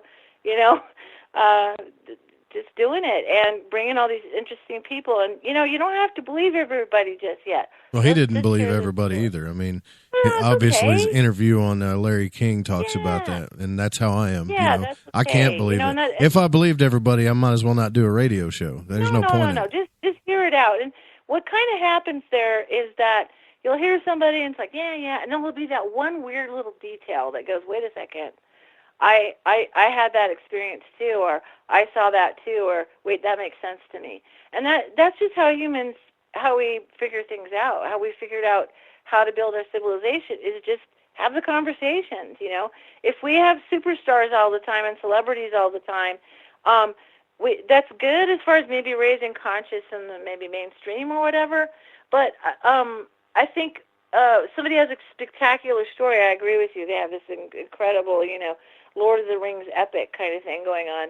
It's intimidating because it's kind of like, well, we just, my little story was just that one stupid time when, in 1979, when I saw a UFO going over the highway, you start to feel like your own experience is not significant. And that's, to me, if nobody hears anything else I say, your own experience is the most important thing. We didn't start making your investigation the most important thing. We didn't lose Brett, did we? Is Brett still there? No, he's there. No, I'm here. I'm listening to you guys. I think it's very interesting, and yes, we have we have these spokesmodels, and I guess the biggest thing that turns me off about some of them, is that that they basically are making a belief system or a following in some of their neuro-linguistic type of language.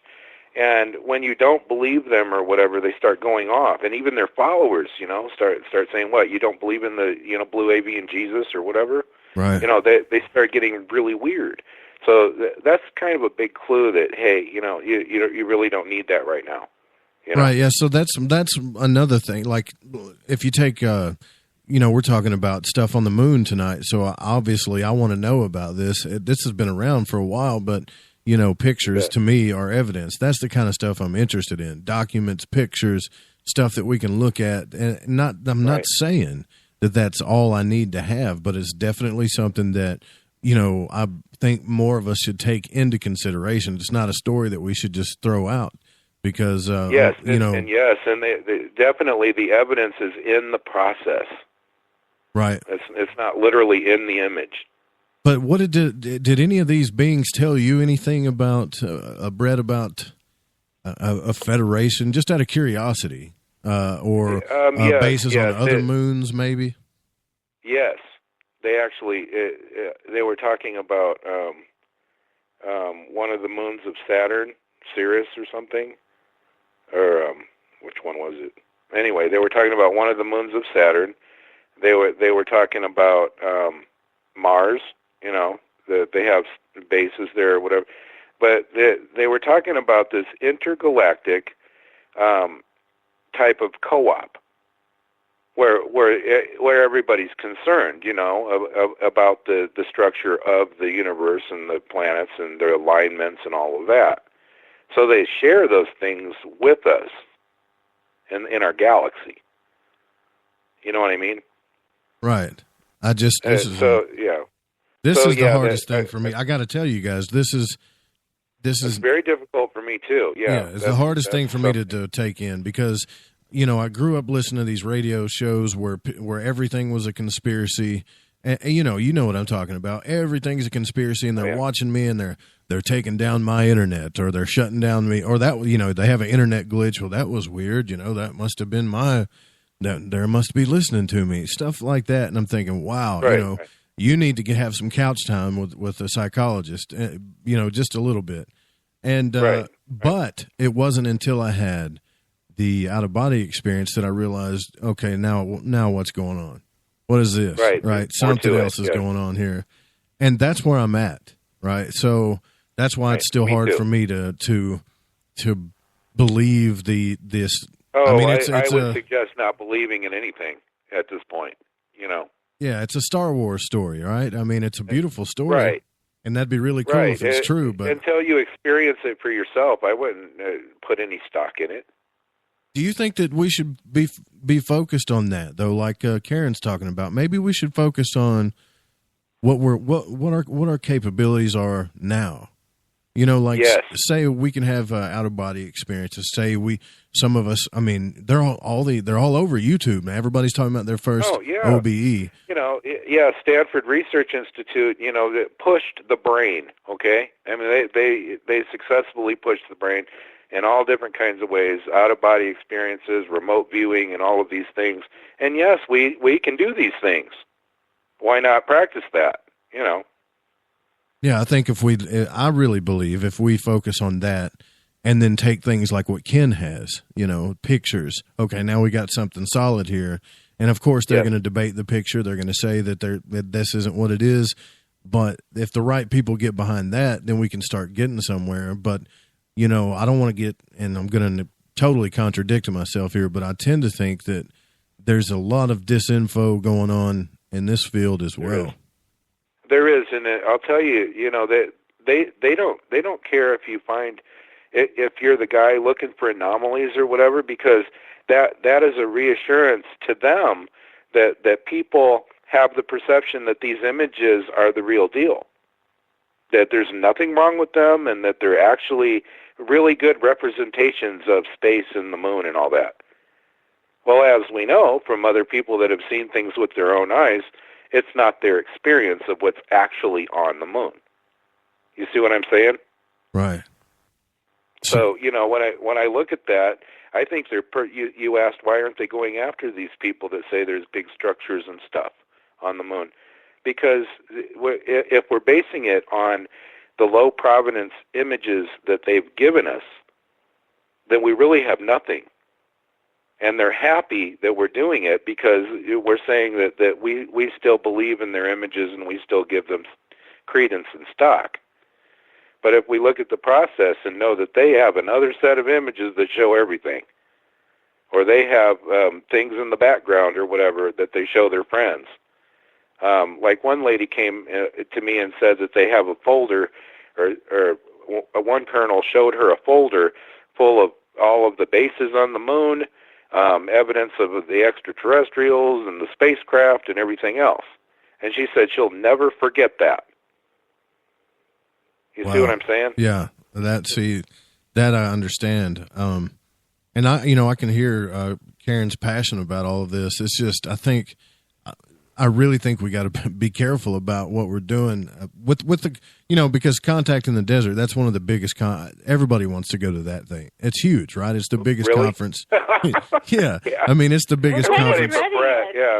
I've had three people offer to pay my way to go there. And I'm like, really? Okay. Wow. So, I actually might get to go this time, but, that's where everybody's coming together to try to share their experiences, to meet these people, to talk to these people. And I've been to a couple of UFO conferences myself, but I really want to kind of put it all together. And now we've got other people like Robert Schoch, for example, are going out there and saying, hey, he's brought up the word Atlantis. He's actually talking about that now.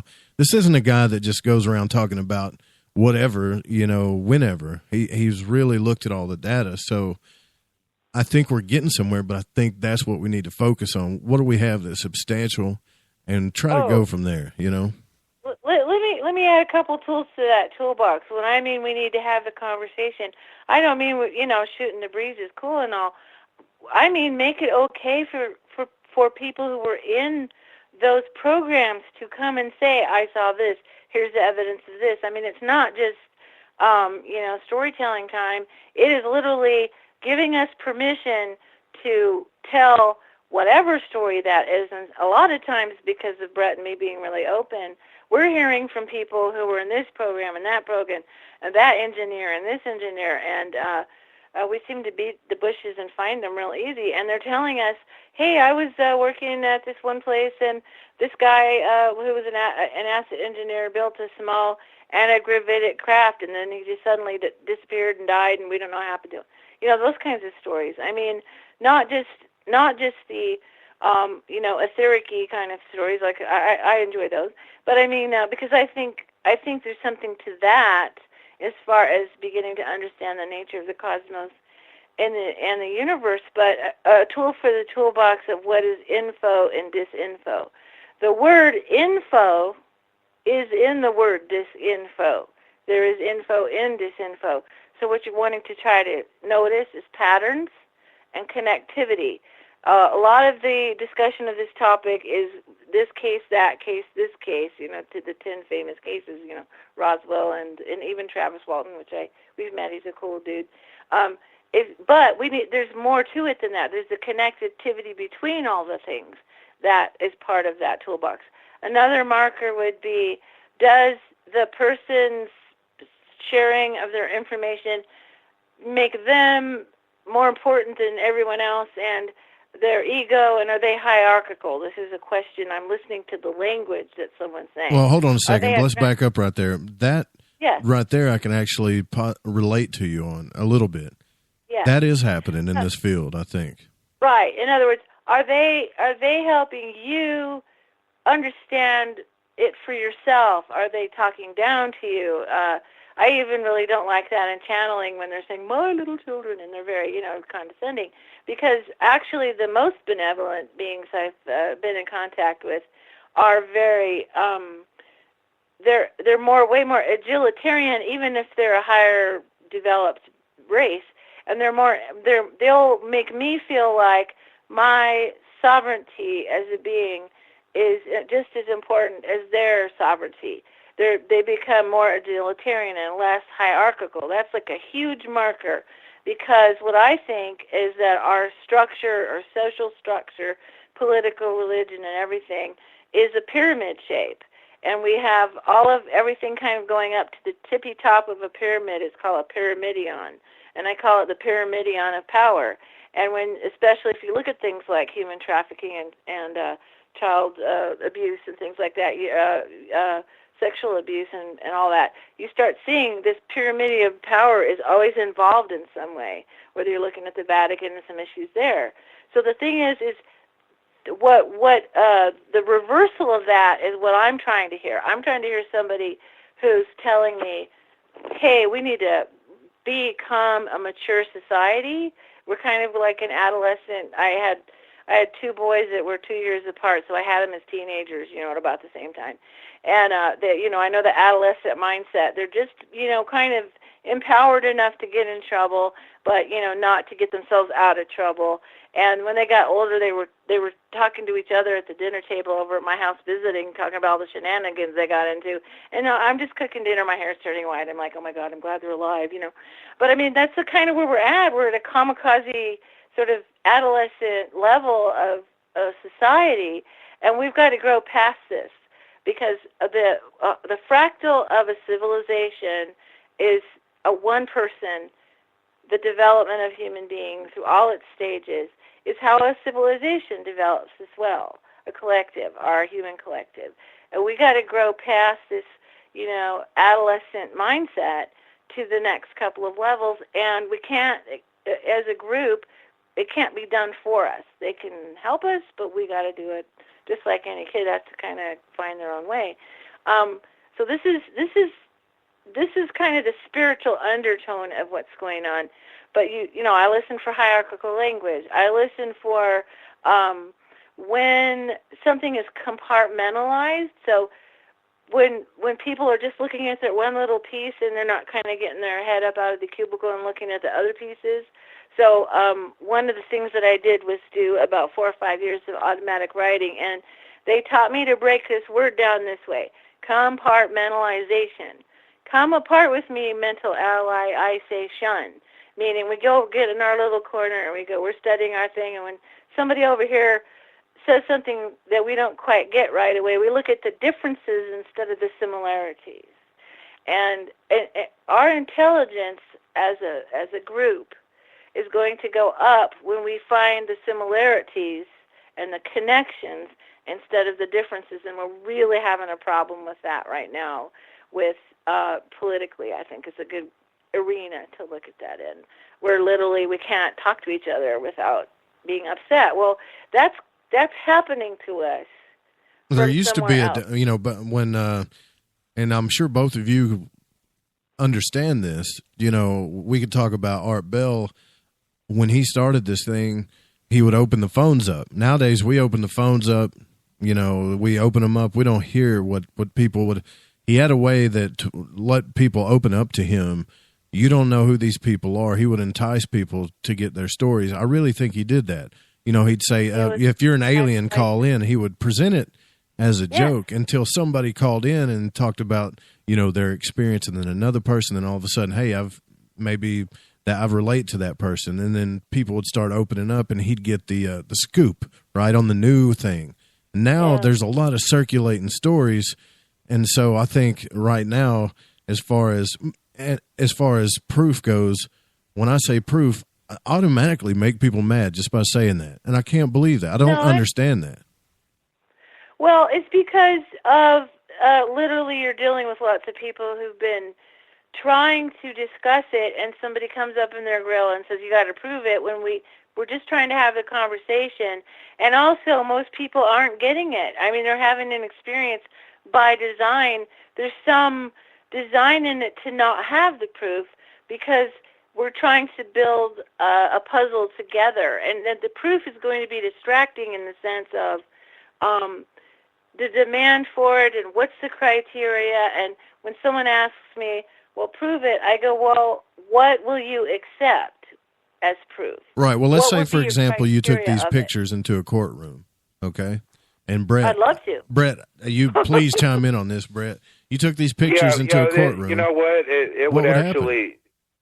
It would absolutely. It would absolutely. There's overwhelming evidence that they manipulated these images, and they even admit it in the digital process.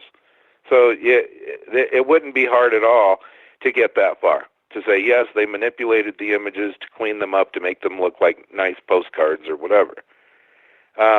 There's other reasons why they manipulated them, and you could even get in there and prove that based on testimony in a court. Right. So testimony is very important because that's someone's experience. And you know what proof is? It's someone's experience. In other words, if you needed proof, then the secret military could take you out in the field or whatever and say, a UFO is going to land here and we want you to witness it with us. Well, I want to. Wouldn't they get out somebody to analyze the picture, though? You know, like let's get like a professional, whoever, to analyze the photos. Oh, that's what I want to chime in. I'm going to double back. I'm going to step back just one step from that, because when we're dealing with going to court, we have to think about it this way.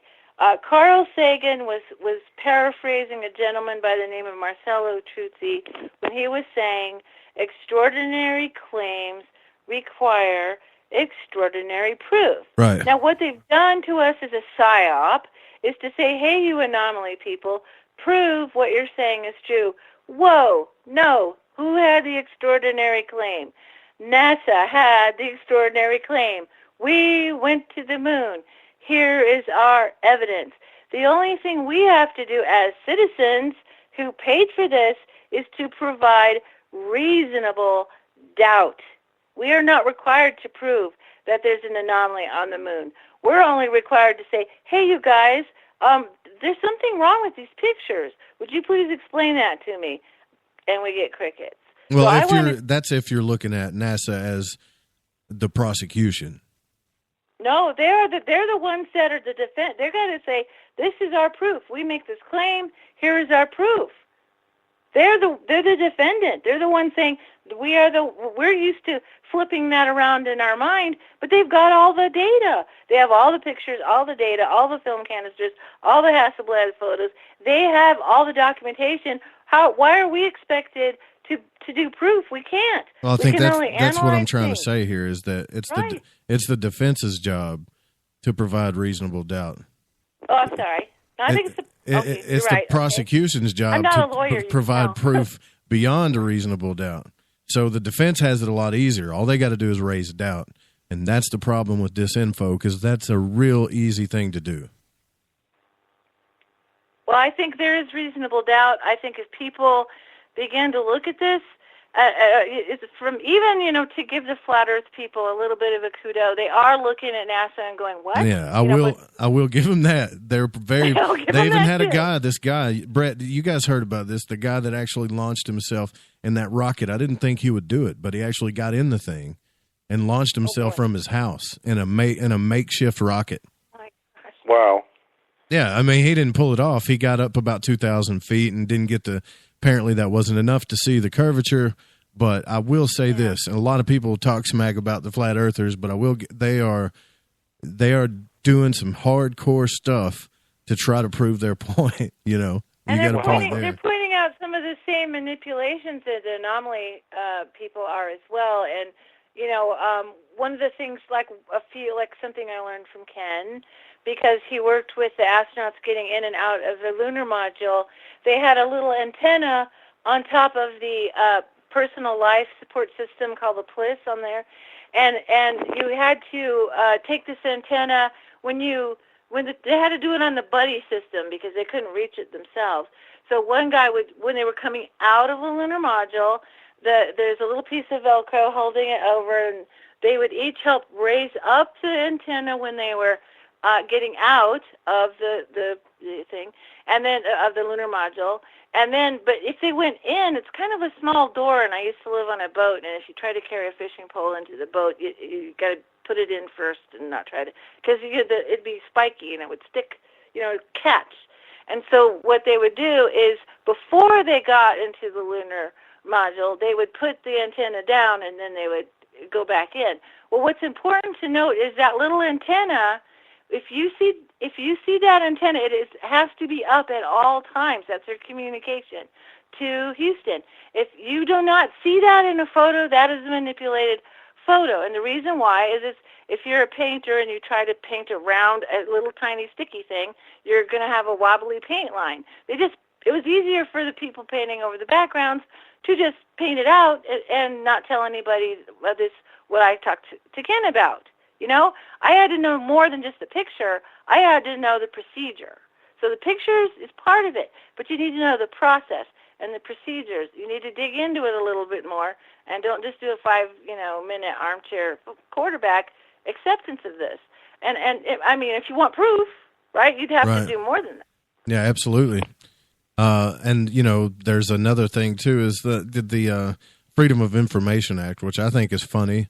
I'm glad that they released documents to us. I mean, Black Vault is full of documents. I went through there myself a couple of weeks ago. It's full, but there's also that could very well be manipulated. And there's so many things that they've blanked out, and it's under this section, so we can't reveal this or that.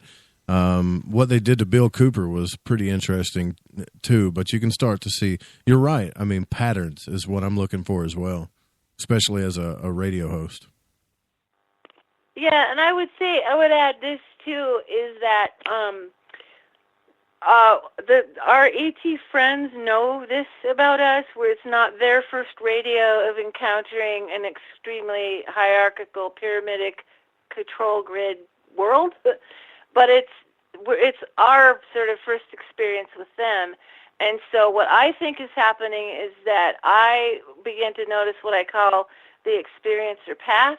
They're using individual experiences and us communicating with each other and sharing as a way, as a peer-to-peer sort of way to get around the blockage. And I think that is a protocol of theirs that's not exactly, acknowledged. But if you look for patterns, you begin to see, if they're more advanced than us, and obviously they would have some kind of protocol to get around our blockages. And that's what I think is why everyone's having a curiosity or an experience, or we just can't let it go, right? Right.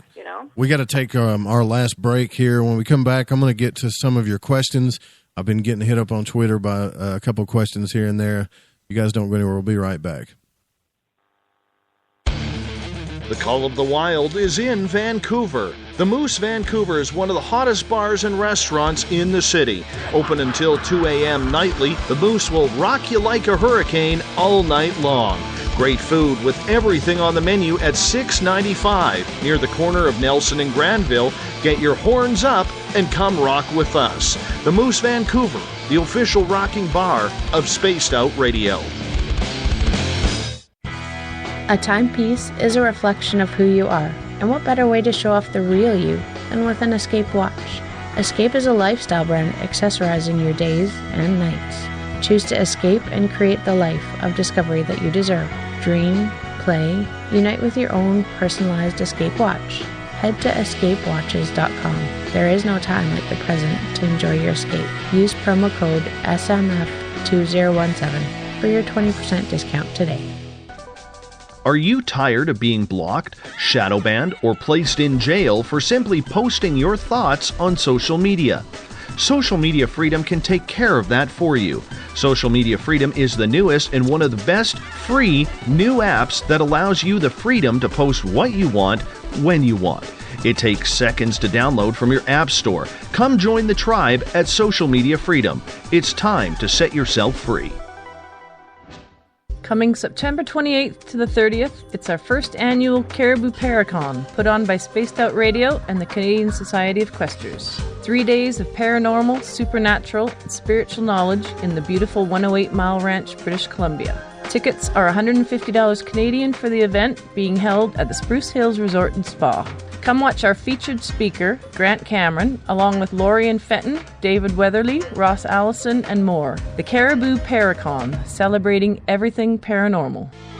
Not ready for bed on Saturday night? Right after Spaced Out Saturdays, hop on over to S4 with Corey Ruiz and me, Eric Cooper from Forest Moon Paranormal. With S4, there are no limits to what we try and uncover. From government conspiracies to helping clean up the paranormal, no topic is safe on S4. We get to the heart of the matter, of the subjects you want to learn more about. So tune in on S4 starting at midnight Pacific, 3 a.m. Eastern, only on spacedoutradio.com. This is Eric Markham, news editor for the Spaced Out Radio's The Encounter Online.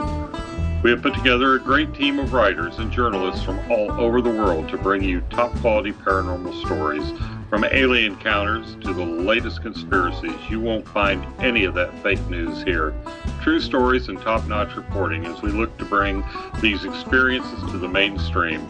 The Encounter Online, only at spacedoutradio.com. Hi there, this is Dave Scott from Spaced Out Radio, and I want you to come on a nightly journey. Starting at 9 p.m. Pacific, midnight Eastern, every Monday through Friday, you can come hang out with me and the other space travelers. We have it all from Carl the Alien bouncing on by to those misfit gnomes causing havoc. It's 3 hours of fun and entertainment on those topics the mainstream really doesn't want to touch. Come get all paranormal with us at spacedoutradio.com, and together, my friends, along with our resident guitar god Bumblefoot, we own the night. Do you want to know the truth? Do UFOs exist? Are aliens real? Are the governments hiding the biggest secret in history? We're UFO seekers, and we're on a hunt for the truth. Subscribe to our YouTube channel and follow along with us as we journey across the United States, visiting UFO hotspots and alien hotspots, trying to document the UFO phenomenon. Catch us on Spaced Out Radio every third Monday of the month as we discuss Area 51, UFOs, and more. And also, don't forget to subscribe to us on YouTube. Looking for a place to advertise at a very reasonable cost? Look no further than Spaced Out Radio. SpacedOutRadio.com has an advertising tab that you can click to check out our daily, weekly, and monthly packages to play on the radio, or our website including social media. From commercial spots to banners, we have it all. Check out our competitive pricing today.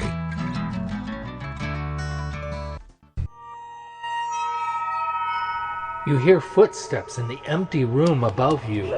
A rocking chair begins rocking by itself. Don't be afraid of the things that go bump in the night. Reach for Spirit Storybox, the iPhone app the Huffington Post UK called the only ghost hunting app you will ever need. Spirit Storybox. The spirits are telling their stories. Are you listening? Visit purpleplates.com today. For over 40 years, the Purple Energy Plates have been delivering amazing results for their many customers.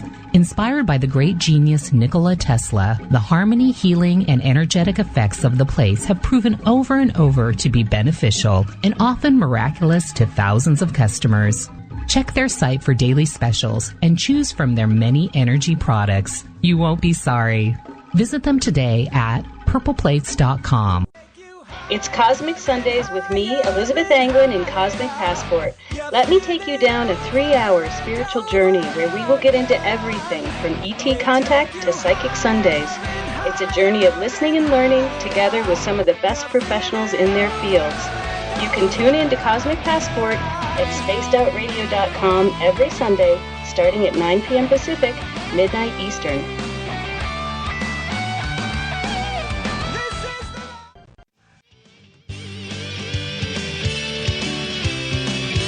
The opinions expressed by tonight's guest do not represent the opinions or position of Spaced Out Radio, syndicated carriers, or anyone associated with SOR Media. Listener discretion is advised.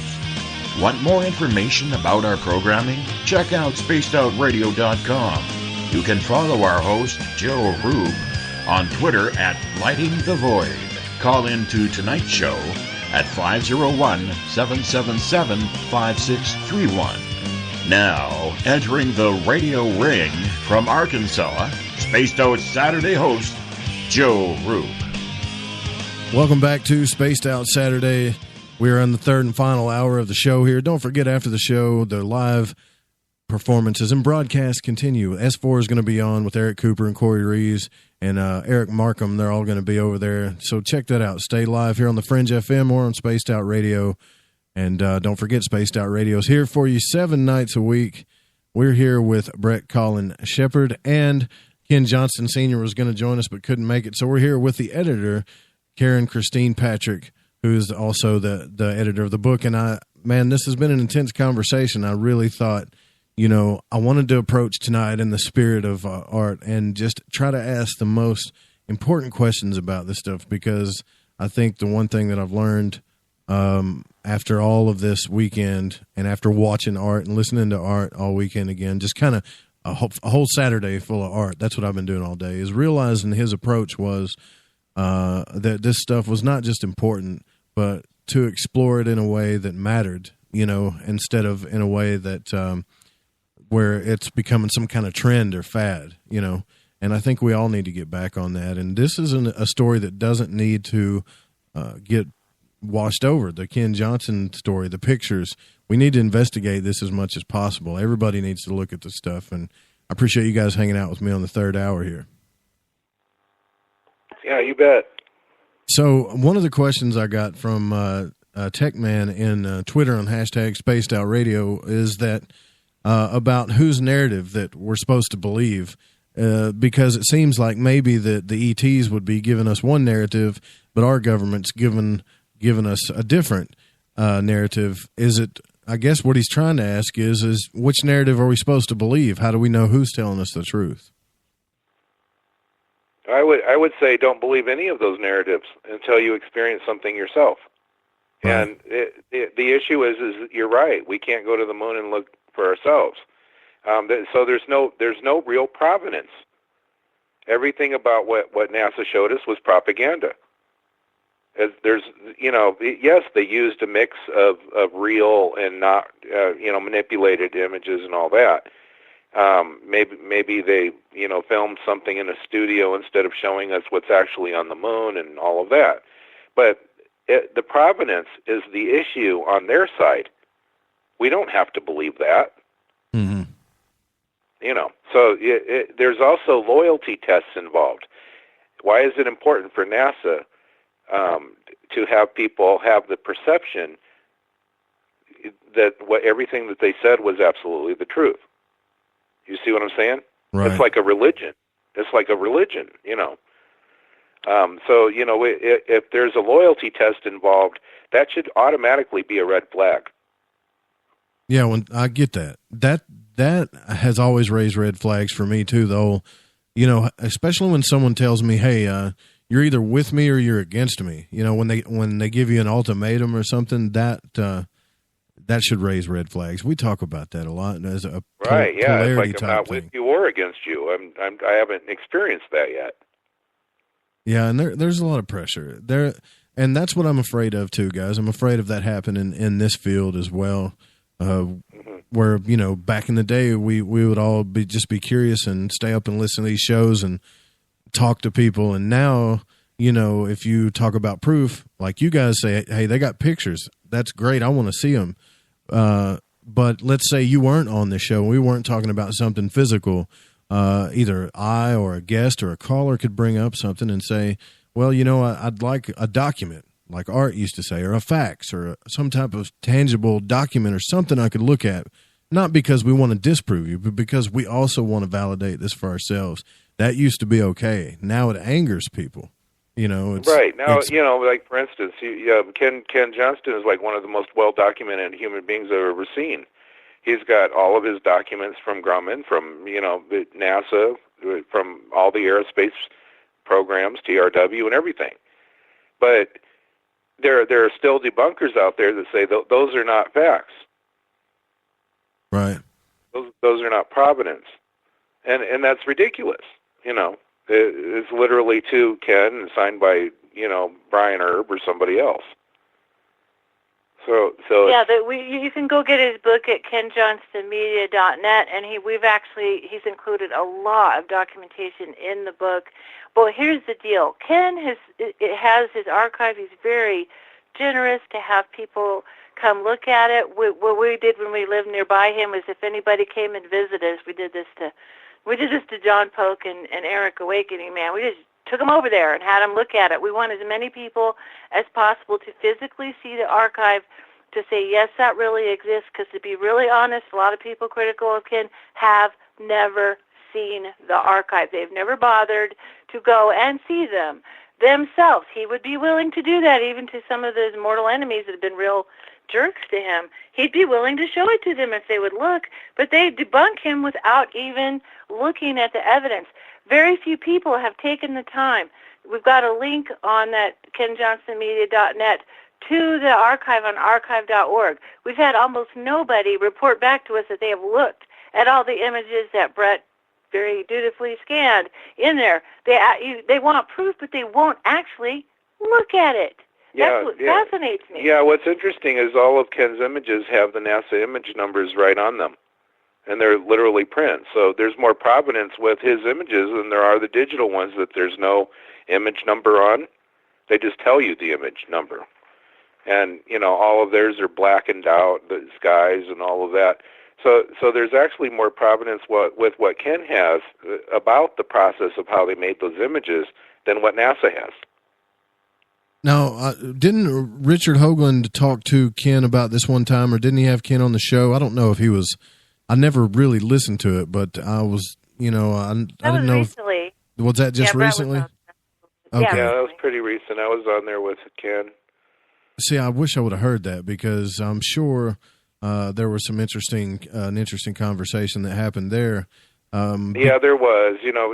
Richard was showing one of his pictures or whatever, and he said there's like rebar and stuff. You can see the construction of the moon. And I said the only problem with that is I as an artist, I know how they processed the images, and they printed them on canvas. So what you're seeing is canvas background. Wow. Well, he didn't like that, I don't think. I don't think he liked that answer. Well, I mean, you were being honest, though, And but yeah, that was my honest opinion. That's okay. That's my biggest question too. Let's get it down to the base images here. I hope I make it out. If you guys get a chance to make it out to Contact in the Desert to check this presentation out, I highly recommend it. I'm going to try to make it out there myself. But did these species, by any chance, ever? And either one of you can answer this. Did they ever tell you anything about the origin of the moon? Was it a natural anomaly, or was it something that they built? Because there's a whole lot of theories about that. Yeah, not personally, but the contactees that we were in contact with Ilona and Ivana, who did the Spirit Board contact. What's fascinating is they did the same thing that the real girls did during World War II, and also that Vance Davis and the Gulf Breeze 6 did, or 9, or however many there were. And so they all communicated with these extraterrestrials in the same area of the world, near Germany and Czechoslovakian border, And what's interesting is the ET that they were in contact with said that it was built in its place. What can I do? What can I do to talk to one of these beings? I want to talk to an alien so bad, even if it's telekinesis. Even if it's through somebody? Yeah, it doesn't matter. Telekinesis, that's not the right word. Through somebody, telepathy. Telepathy, that's right. Yeah. We'll chat, Joe. If you get there, we'll talk. I've been working on teaching a class in intuitive journaling, and I used automatic writing for 4 years to help me overcome my problems in my belief system that was preventing me from being able to really develop what I had a natural talent for, was communication. And I, saw kind of the whole world of that out there with channeling, and it was a real mixed bag. And I thought, well, this isn't really how, I don't understand this. So actually, what I got to tell you, Joe, is if you ask them to help you learn it, because they really, that's an awful word. The word they is completely useless, because we're not talking about just the grays or something like that. There are literally hundreds of species, thousands of species that have been encountered by contactees and over the course of, pretty much the whole human history. So, we got to kind of realize we're dealing with a more complex situation. So I've had contact quite a bit. I haven't talked a lot directly about it, but I'm trying to, been tasked to help Ken and other people get books out while I'm working on my own, sorting out what am I going to say. And so what I asked them, help me, what is going on? How come I can hear these words? I write them down, I read them, and it's not my thoughts. It's obviously somebody else. So, ideas, I didn't have these ideas, And they explained it to me. They explained that basically humanity is learning how this works. And I worked 20 years in the computer science field. My first ex-husband, we had a business together in computer science. We were subcontractors to Epson and Intel and Tektronix and companies like that. And we worked on, we were kind of around doing geeky stuff when the internet kind of kicked in the mid-'90s. And what I began to realize, later on going through this, is that our internet is an opportunity for us to look at information in its natural habitat. It's in a virtual sense, right? In a holographic sense, even. I don't understand what that means. Yeah, what that means is if you look at how information, like when we say something's viral, what does that really mean? It means that it somehow broke out of, here's this idea that you're communicating, and all of a sudden everybody is excited about it at once. There's a reason for that. Right. It's because we have a shared bio mind. And I had a mentor to help me understand this. So what that means is that when you see a bunch of fish swimming together in one big ball, or birds flying in the air, thousands of them, and they don't run into each other, we can lock into a resonance with each other. So when something goes viral mentally and virtually for us, is we're all kind of catching that bug at the same time. That's why they say it's viral, like a virus. And what it is it's hitting us in a part of our mind or where we're all connected to each other. Well, the internet is helping us get a glimpse of that, of what does that look like, because we're now. I like to talk about all my invisible friends. I have all these people. They're good friends, but I've never met them. But they're. It's amazing. We get together at conferences and meet them, and it's such an experience to meet somebody you've had all these really interesting conversations with, and then you meet them. And that's the thing, is that we're having a meeting of a mind. We're having a virtual connectivity to one another. We're beginning to see what I call the internet, INNERNET, or with internet, of how beings communicate with each other.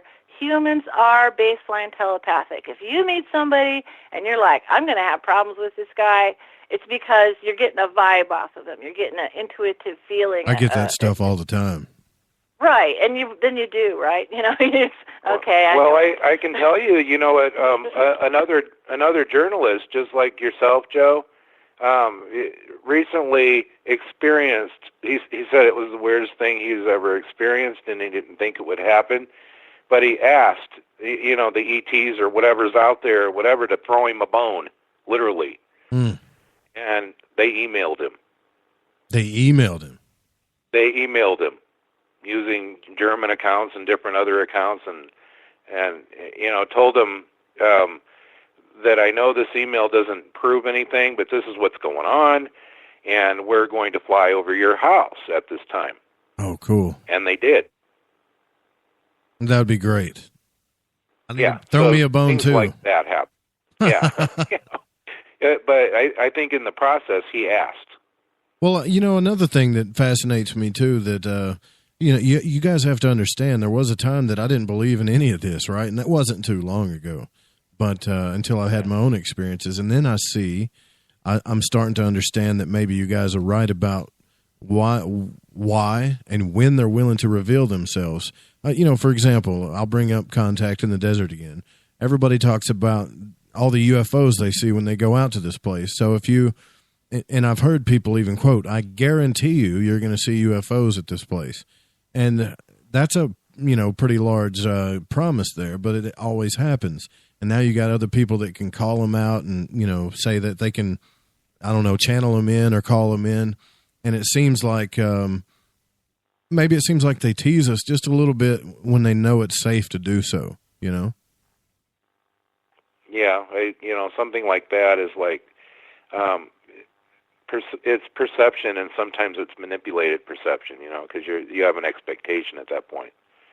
So, something like that is like, okay, well, that light up there could be an airplane or something, but everyone else is saying it's a UFO and it's not of this earth, and so you can alter perception that way, you know. And I think the best experiences are the personal ones, right? That don't mean that everybody needs to know or anything, but it happens to you specifically.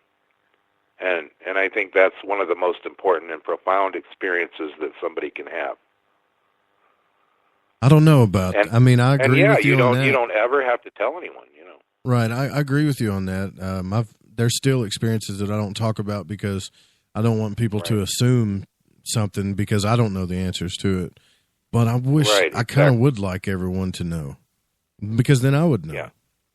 Yeah, I would like everyone to know so that people wouldn't hate me for saying something, or you know, it's like it's no big deal. It's like I understand their perception because they've never experienced that before. I understand why they're angry. Maybe they're religious or whatever the reason. You know, I understand these things. Go ahead. Yeah, they're perceptions.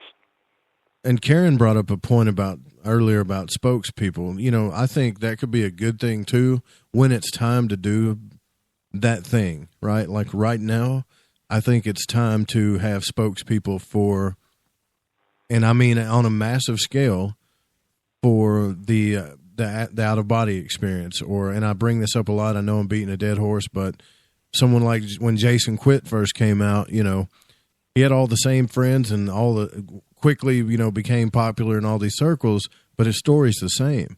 And I remember when his story came out that it did validate some of my experiences, you know, and he became the spokesperson for me. So I guess I could see your point on that, where it's very hard for me to follow the other Federation narrative. However, what if I did, you know, was abducted and I was introduced to all these different beings and stuff and talked to them and saw the ship and saw the structures?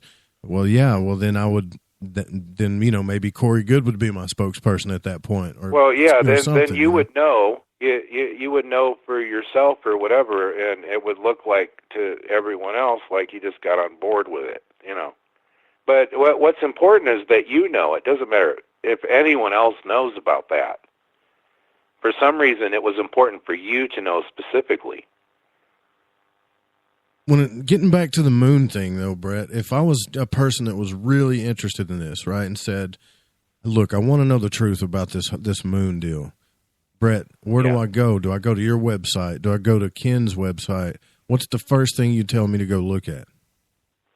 The first thing, after all of my experience, is to look at the original outline of the digital process of all of our space images. And you can find that online, really easy. Google it. It would basically have to do with the early Ranger images and all of that. And it was the process that they used at the beginning and their decision to digitize everything. So we didn't have provenance anymore. They took everything and digitized it. You see what I'm saying? Right. So digital information can easily be manipulated, and that was their goal because of the Brookings report. And you talk about this in your book, Digital Moon? Oh, yeah, you bet. Well, Digital Moon. Well, I hope that an alien does throw me a bone. That would be nice. Now that I've asked for it. I hope so, too. Do you think it'll happen, Karen? Yes, I do. Probably already has. You might remember it. Well, I do. You know, I'll share an experience with you I had when I was a kid that I had an experience of just things crawling across, like shadows. You know, when you're a kid, you see shadows all the time. When I was facing my wall, the street light would glow through my room, and I could see the shadows off my front wall. And you know, when you're a kid, everything scares you. The waving of the trees and all this other stuff. You kind of can look at it, and it'll start changing shape on you or something, and you'll cover up at least I did, and I'd cover up my face and freak myself out all the time when I was a kid. But there was this one time when I saw, you know, some really long, lanky shadows, not human type, walking across my wall. And I knew they were shadows, but whatever they were shadows from, wasn't human, and I didn't make it up with my mind. So that's something I never shared before. Had to have been an alien or a cryptid or something. I've seen the most of those kind of beings. I was living on a boat in a marina in Washington State at what apparently was militarized at one point because we were able to get some sensitive people in there, and the entire Puget Sound was, during World War II, was anything having to do with boats or the ocean or anything was monitored by the military. And I don't know what happened, but we kept getting the words explosion, bomb, something. It was really, something happened. I don't know what happened, but people were seeing shadows, and, I'll talk about it, Occasionally a helicopter would come over the marina, and they're like, Karen, what are you researching? So I'll talk to people. I talked to, 8 or 9 people that saw these long, lanky shadows, in and around the boats, walking by and reflected, a little bit in the water, and just over and over. So I think there's something to it. I don't completely know what that is, but it's definitely in the literature. You probably know that from like shadow beings, or that's something you can Google, and find out about. But I think, I think we can scare ourselves. I think I was good at that too. But I think fear tends to. We have a lot of fear stirred up in our society. It's part of what I think is society-wide trauma-based mind control. When somebody's in either even a low level of anxiety, they're not in exactly the most conducive mindset to be skeptical, to be rational, to be. A lot of people cover up their fear with rationality. My dad was really good at that. That was how he could handle his conspiracy theory, meetings, was he would be very intellectualized about it. Well, he's pretty much terrifying the whole family that we're all going to die in 5 minutes. But that was kind of the thing. We were all, duck and cover. We were all thought the bomb was going to blow up any minute. We had, pretty much that sort of die down at the Star Wars initiative with Reagan. They started kind of tamping that down. But we're given a lot of daily dose of fear, so we need to, it's a false evidence appearing real, FEAR, false. So we have to kind of do that for ourselves. And this is why a lot of people say they really turn a corner when they do meditation, because you start to find that inner strength in yourself to make yourself calm. And definitely, if you're going to have telepathic contact, it's important to be in a energetic, open, playful, positive. If you do begin to open yourself up, you might get a negative entity. Just tell it to go away. No, I don't want to talk to you today. There's ways to shield yourself if you really feel the need for that. When I teach people to do automatic writing or intuitive journaling, I say whatever kind of ritual helps get you into a positive mindset, a prayer, lighting a candle, whatever. John Polk's really good talking about this stuff, by the way. Yeah, he actually helped me, I was looking at, trying to look at orbs, and he told me about how to do that, and it actually worked. And this was a meditation that he told me that lined up with a meditation that I learned from let's just say occultic text, right? Or, magicians would write about, focus on a fixed point in space and practice your focusing skills and see how long you can... You and I have something in common. We are fans of Gordon White from Rune Soup. You mentioned that. Oh, yeah. Yes, I love that guy. I can't wait to talk to him. But you really can see, when you do this exercise, you really can see the mind and the whole thing that Brett talks about with perception. You really can see that it's there. Because if you just, and what I mean, not like a dot on a wall, but a fixed point in space, and focus on it for as long as you can, everything will start to move and mishap and misshape, and you'll phase in and out. And the next thing you know, you're looking at something else. And then he was right. Sure enough, these little, I'm talking about bright orbs, just started showing up. It's really crazy. Right, and it's kind of like you don't know exactly where it's like. Is this my mind or that's what I was. Paranormal's like a box of chocolate. You never know what you're going to get. You have to kind of let it be what it is. as it comes to you. Don't try to manipulate it. I want this one experience. It definitely doesn't work that way. Well, I know one problem with, with the science, the scientific community, the religious community, and all that. They all have their perception issues, and it's controlled perception. And the problem with that is they're setting themselves up for an awful lot of trauma when they actually experience something. Like, when Eisenhower was on the tarmac and Gerald Light was writing about his experience there with, the president, and all of these scientists were observing these extraterrestrial entities popping in and out of reality, okay, of what they perceived to be reality. I mean, it was absolutely blowing their mind because they're rationalists, and it was very disturbing to them. So they're setting themselves up with a lot of trauma to accept just the consensus reality. Yeah, they're doing that with, which I don't know how good this is or if it's healthy or not, but they're doing that with DMT studies now. Everybody that,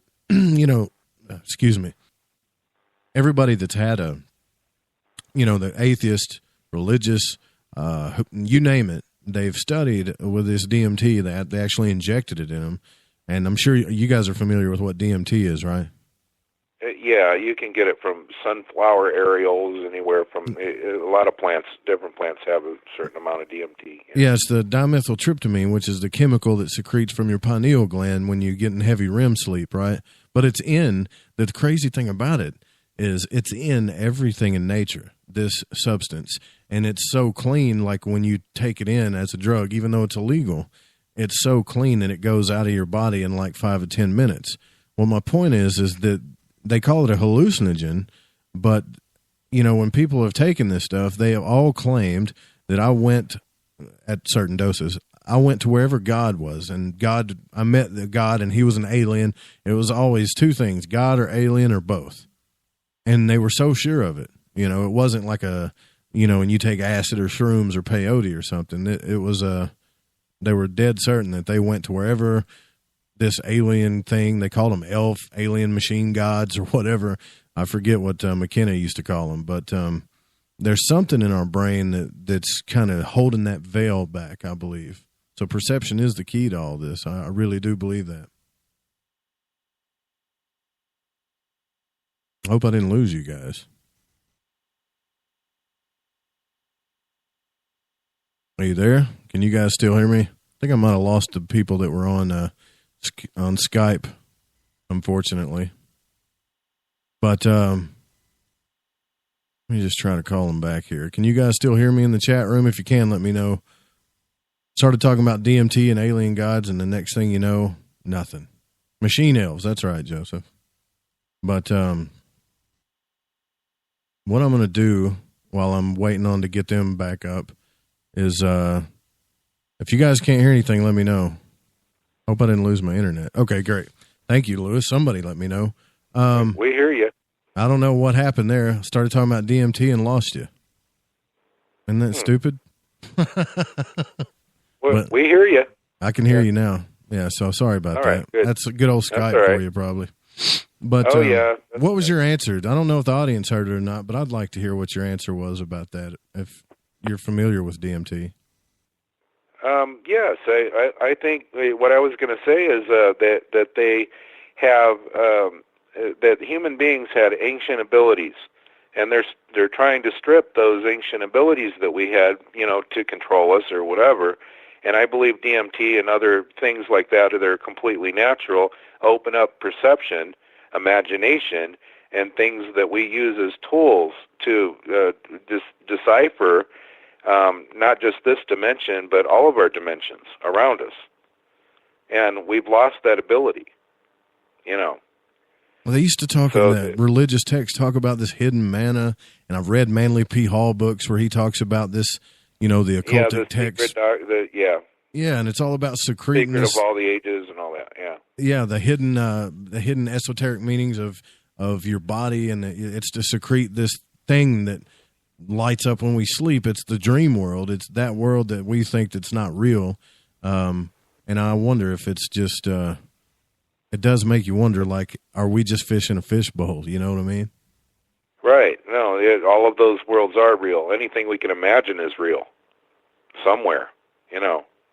I apologize about that. If you guys were answering me, I missed everything you just said. That's never happened before. Oh, that was pretty much it, what I said.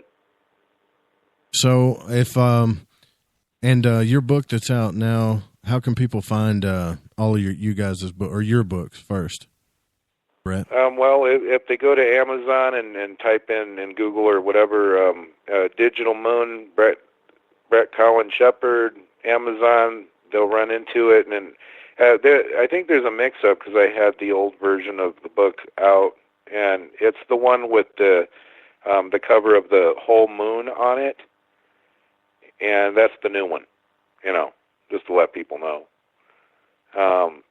They can also go to www, all that jazz, brettcollin.simplesite.com. Karen, if I write a book on astral travel, would you edit it for me? I've always wanted to write a book. Well, if you can get past your house, driveway, your yard, or I was going to give you a tip, Joe, is when you are kind of in that state of mind, try to think of a place that you know really well elsewhere and try to get to that place, because if you're kind of familiar already with it, you'll be able to push into that, kind of out of your driveway and maybe into childhood home or someplace that you really love. So well, here's what happens. I'll tell you what happens. So Okay. I'll get out of body, and sometimes I'll forget about it. But when I have a real big experience, I'll remember it like fully. But I'll get out of body, and the first thing I want to do is fly up into the tree. I got these 2 huge trees in my yard, so I always fly towards that thing and grab onto a limb. I don't know why I do that, but I feel like I'm flying it. At least I feel like I'm flying and grabbing onto a limb. And then I'm just kind of in awe, right? I'm doing it again. The second thing that I do is I just try to take off. I just want to go into space, and then everything just kind of goes into a distorted field, and I wake up. I can't get out of my yard. Oh, wow. Yeah, that's real common. I think it's kind of a layer of us. Some people say the light body. There's a part of us. It's our spirit that, to me, I think sleep is a chance to get out of the suit of armor we call our bodies, And I think it's real common to just almost be like a bird flying up in the tree, because it just feels really good, I love those kind of dreams. You can do it in a meditational state. I'd avoid doing it too much. I did it too much for a while, and I got physically ill because we're supposed to live here. We're a spiritual being having a human experience. We're actually supposed to be in this body, having this experience, interacting with each other. It's part of the story of our, coming here and incarnating. But I think it's good to do a bit of both, Be here and be there, and that's probably why we sleep 8 hours every day, is just to take a break. Well, yeah. One of the things, like if you're meditating or whatever, people have a misconception. You're supposed to be incredibly conscious, not falling asleep or drifting off into some kind of state or something necessarily, But you're supposed to be fully conscious and connected with the universe or whatever you're attaching to, the everything, So that's one of the meditational techniques that you're supposed to be doing. You don't have to sit around guru style or whatever. You can do it just listening to some Tony music or something like that. But the idea is to be fully awake and fully conscious with your eyes open, and let that take you. So can you guys do that? Can you get out of body meditating? Because I can't. Not yet. No, I can't. I feel that incredible bump. It's an uncomfortable experience for me, and it happens when I think about trauma, and the that is my method, actually. I think about that trauma or whatnot, and that opens up all of those abilities to remove myself from my body, and it's not a real comfortable process for me, So I don't know how other people do it, but that's what happens with me. Well, I can fairly easily, but I've just got so much I want to do right now, so I'm doing less of that, because I did a lot more in the past when I was kind of in much more of a searcher phase, because I went through economic challenge, so I kind of got into a situation where I have a very thirsty mind, but I couldn't actually be on the internet. I was I was a caregiver. I had a lot going on that it was easier for me to just go within at odd moments and do the exploration from the inside once I discovered there was a pathway there. So basically, everything we're doing, online, like if you think of Facebook as being, we're seeing our, interacting with our human invisible friends, well, we can interact with non-human intelligence. That's showing us what social, connected media is there. Social media, the internet, INNERNET, going within and then going out into the cosmos to the beings that we can contact out there. And it's pretty much a mixed bag. You get some creeps out there too, right? And wonderful beings to talk to. Also, Googling is, I learned it as vector intention. When you really want to know something and you're thinking, boy, I'd really like to know about that, and all of a sudden a book falls off the shelf and it's all about that or something, that is something that's Googling. It's using your intent and your attention to begin to draw that information towards you, and it'll somebody will say it in a conversation, you'll hear it on the radio. I mean, that is looking at information. We have an information layer to our reality. I'm kind of a proponent. I think hologram theory, like John does the quantum hologram show, I think that there's a lot to that, is that there's an information layer to our reality, just like when a computer builds a model of a figure, like a cartoon, like I always talk about Shrek. When you want an ogre, you got to do the math that makes the ogre, the information that creates his outfit and his color and all that. Just like we make a hologram figure, there's an information layer to us and our existence. But it's more of a felt information layer. It's more of a feeling, and it's almost tangible to me. I have a very sense of, I'm not a visual person because I was, when I was very young, I was legally blind. So I go more clairaudient and also feeling it, like feeling the energy signature of things. It's an energetic layer before something manifests on our earthly plane. Is right there. We're a hologramic structure of energy, And so, you just kind of think in terms of what are you seeing with technology. The next thing coming up for us is going to be what I call virtuality. We're going to have a very strong push into virtual environments. And the more we add technology frequency of immersion, is the closer we're going to get to understanding how we avatar here in this quantum hologram. Yeah, I do believe that. Well, that's what Thomas Campbell talks about. The NASA physicist, he talked about that he used to, he helped Robert Monroe come up with HemiSync, and when they were trying to help people get out of body, and, they would take trips to planets like the moon and Mars, and I believe, if I remember correctly, and I know we can't use this as tangible proof, but they did talk about seeing certain structures on the moon and even Mars and running into beings and stuff. It's just when I hear John Lear, and I've talked to him about this, talk about how there's millions of aliens on the surface of the moon, or shouldn't we be able to see that by now with our own cameras? As good a technology as we have right now, But I guess I'm thinking in 3D. Physical. I might not be thinking outside the box too much on this one.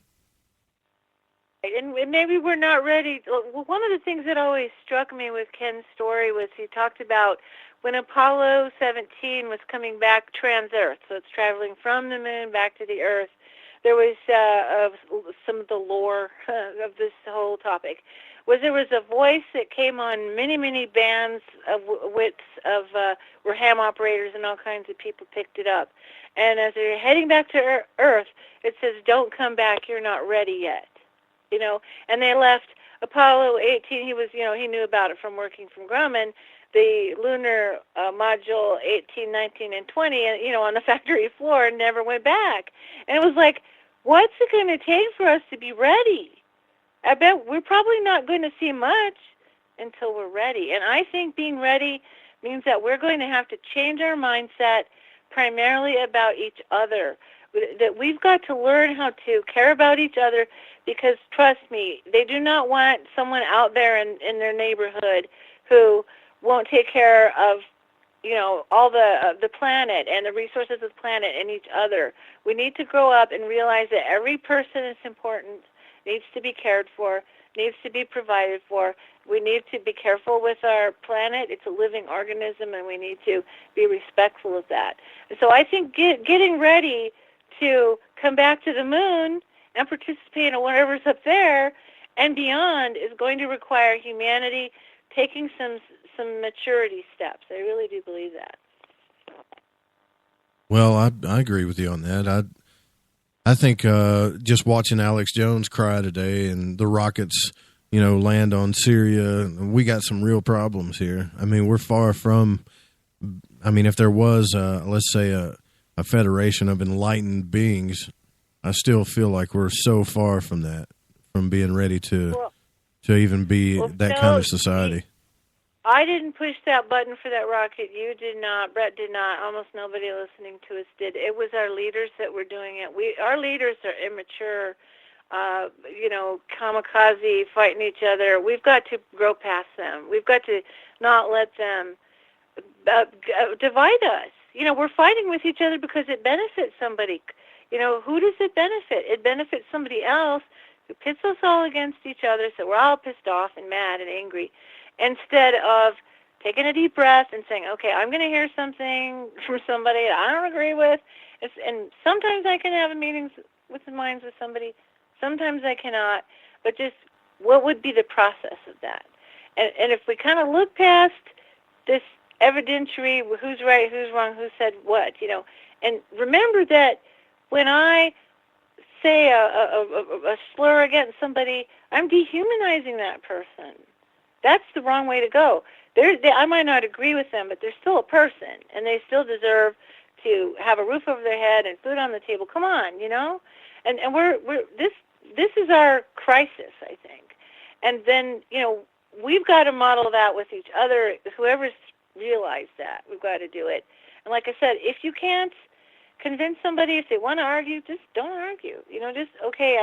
I appreciate that. That's how you think. I'm not going to scream at you, and that's not easy, especially if somebody's in our grill. But it's something we've got to, I know how that works. Thanks for the advice. I appreciate that. I get into arguments a lot, especially when it comes to about proof. I'm not going to back down on that. There is a pressure, and you guys understand my point of view now on that. There's a pressure for. Oh no, I can lose it in a debate. Trust me. This debate with this good cop kind of guy. Yeah, but I was like, he's threatened Brad with a lawsuit, and I said, "Oh, please, let's go to the court. I would love to go to court." I was kind of snarky about it. Who threatened Brett with a lawsuit? Oh, this gentleman was saying, "Oh, I'm going to sue you for slander." But we were looking at the evidence and going, "Excuse me, can we please look at this?" And he got offended. But we weren't talking about him. We were talking about the process. So this is not easy. We're human. We're going to go into the human directions. But I mean, at least we're talking, because there was a time when they would dictate to us what the reality was, and we had to take it or leave it. Now, I think we're in that process. I think, in fact, this one person might even decide to change their mind and tell us more, Okay. That happens. Asking me what kind of proof I would like. That's like the fourth time you've asked me that, Catalina. I'll tell you what, if you can provide me with some pictures like Ken has, that's the kind of proof I like. That's my whole point. Oh, I think the other evidence that Ken has, his experience, was much more valuable to me than the pictures. Absolutely. I know all the pictures are manipulated, so look at how the manipulation works. I actually found one anomaly. I'm not the big anomaly hunter, not visually capable, but I was editing Ken's book, and we had a digital version of it, so I blew up one of the pictures to fix the captions, and I zipped across the thing, and there was a little blip, wait a second, black sky, dot, what was that? I went back and zoomed in, and I found that where they had painted around an anomaly, and it was right there, and what had happened was they were sending the photos out, manipulating them, sending them to a what they call a slide duplication company, sending them very quickly back to NASA to sell to the NASA people in the gift shop. And somebody, either one of the people who was asked to paint it over it, painted around it, and let it go. They didn't catch it when it went into the slide set that Ken bought. And he had it in his collection for all these years, and it was so small, he never noticed it. I mean, it's like a tiny dot on a slide. And I noticed it, and I started looking into it and realizing that the digital version of that photo now, of course, has it out, stricken out by now. But I began to realize provenance is the chain of evidence of when an artifact is kind of used in the art world of, is that really a Van Gogh painting or not? You know, okay, well, did he ever talk about it? Did people buy it? You know, you look at the chain of who had it when, and that's provenance with an N, not providence, provenance. And so I was able to track, by talking to Ken, how the heck did this image get into his slide, and he never noticed it, and we noticed. We were looking at. Well, yeah, that's just it. Ken could sit. Oh, yeah. Ken could be someone that a lawyer, in my opinion, could call to, a witness stand. Is he an expert in that field? I would say so, because he studied in that field. He has the pictures, and he not only that, he's got the picture, so his opinion matters. And the gavel comes down on that. That's the kind of stuff I'm talking about. As far as my own personal experiences go, like Brett says, I don't think there's a point in ever trying to prove that stuff to the masses. I mean, you could talk about it, but trying to prove it's crazy. Let's trust our humanity a little better than that. Well, just the problem is they're cowed in fear of, if I say that, something's going to happen to me at work or my family's going to. I decided to come out with my experiences in 2012. Pretty much realized who was going to reject me and my family and acquaintances and stuff, and I wasn't wrong. I'm still kind of a kook in my family, and I'm okay with it because the truth is more important to me, and I think the truth is more valuable to everyone of what's going on. And so I'm the kooky one. Oh, there she goes again. It's okay but I want to extend that hey, come out here, the water's fine feeling to everybody. Let's, not let them do that to us.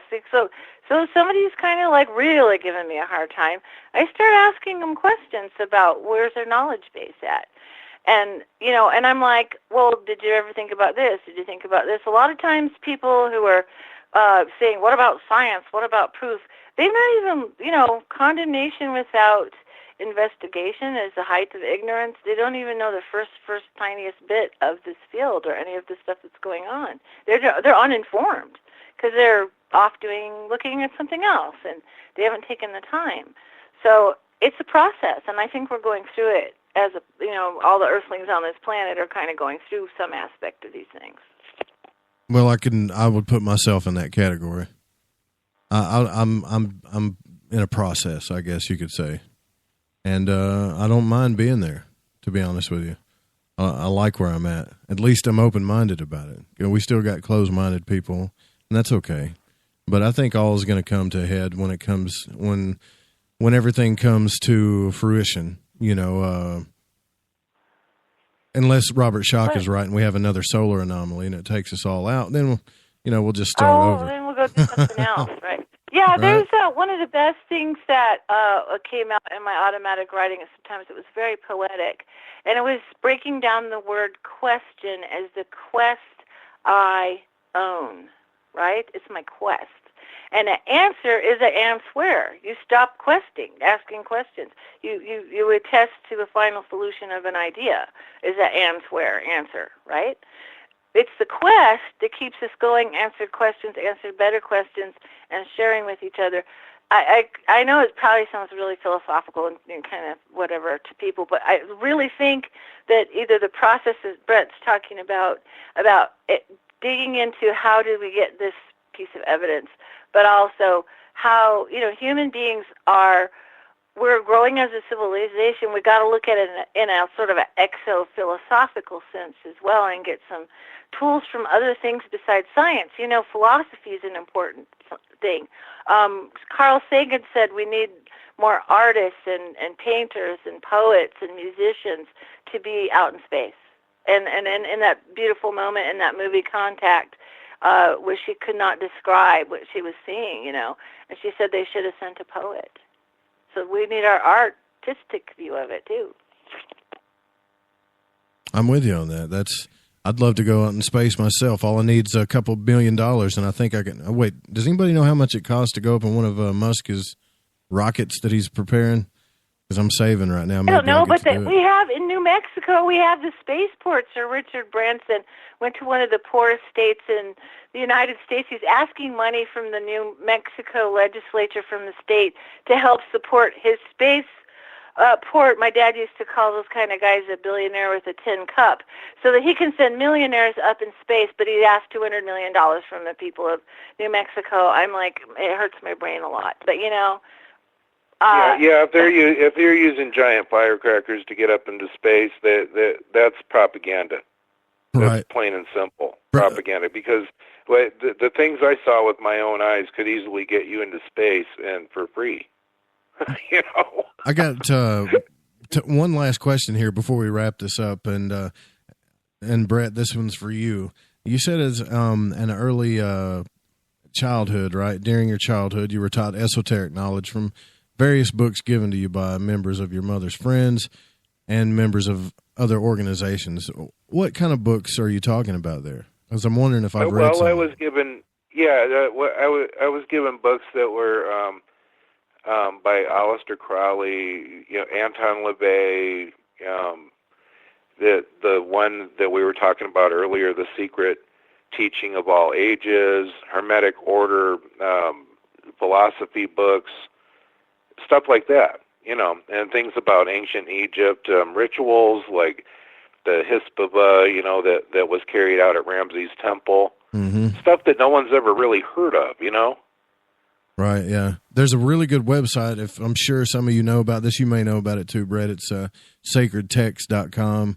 It's full of that's an excellent one. There's a lot of that stuff that they gave me is in there, Yeah, so that's crazy. To me, that's fascinating that you got that, in your younger years, because I didn't start finding that stuff till I was in my 20s. Before we get out of here, though, I want you guys to, one more time, tell everybody where they can find this information, the pictures, tell them where they need to go on the web.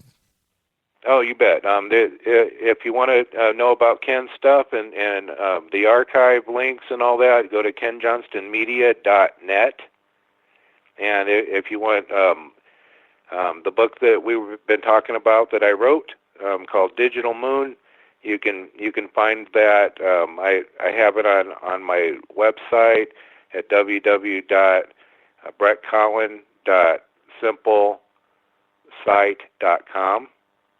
And you can also find Ken's images if you Google Ken Johnston Sr., archive.org, and that will take you to all of the images that I digitized from his actual images at home.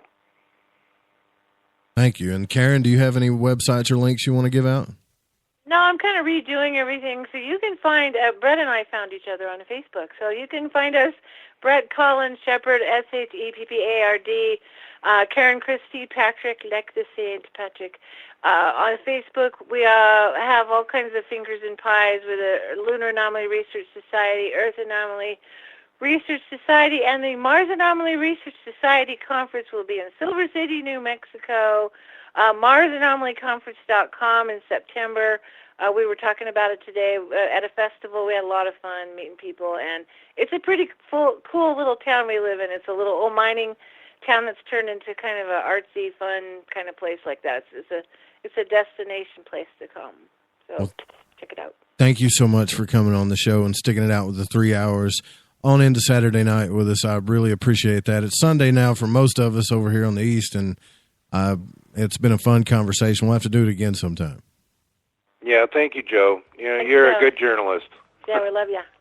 Love you guys, too. I appreciate it. All right, guys, that's it. We're going to get out of here. Don't forget, after the show, you can check out S4. The live broadcast continues on into the early morning if you're listening on Spaced Out Radio or thefringe.fm. And we'll be back, or I'll be back, next Saturday with the man himself, Stanton Friedman. See you guys next Saturday.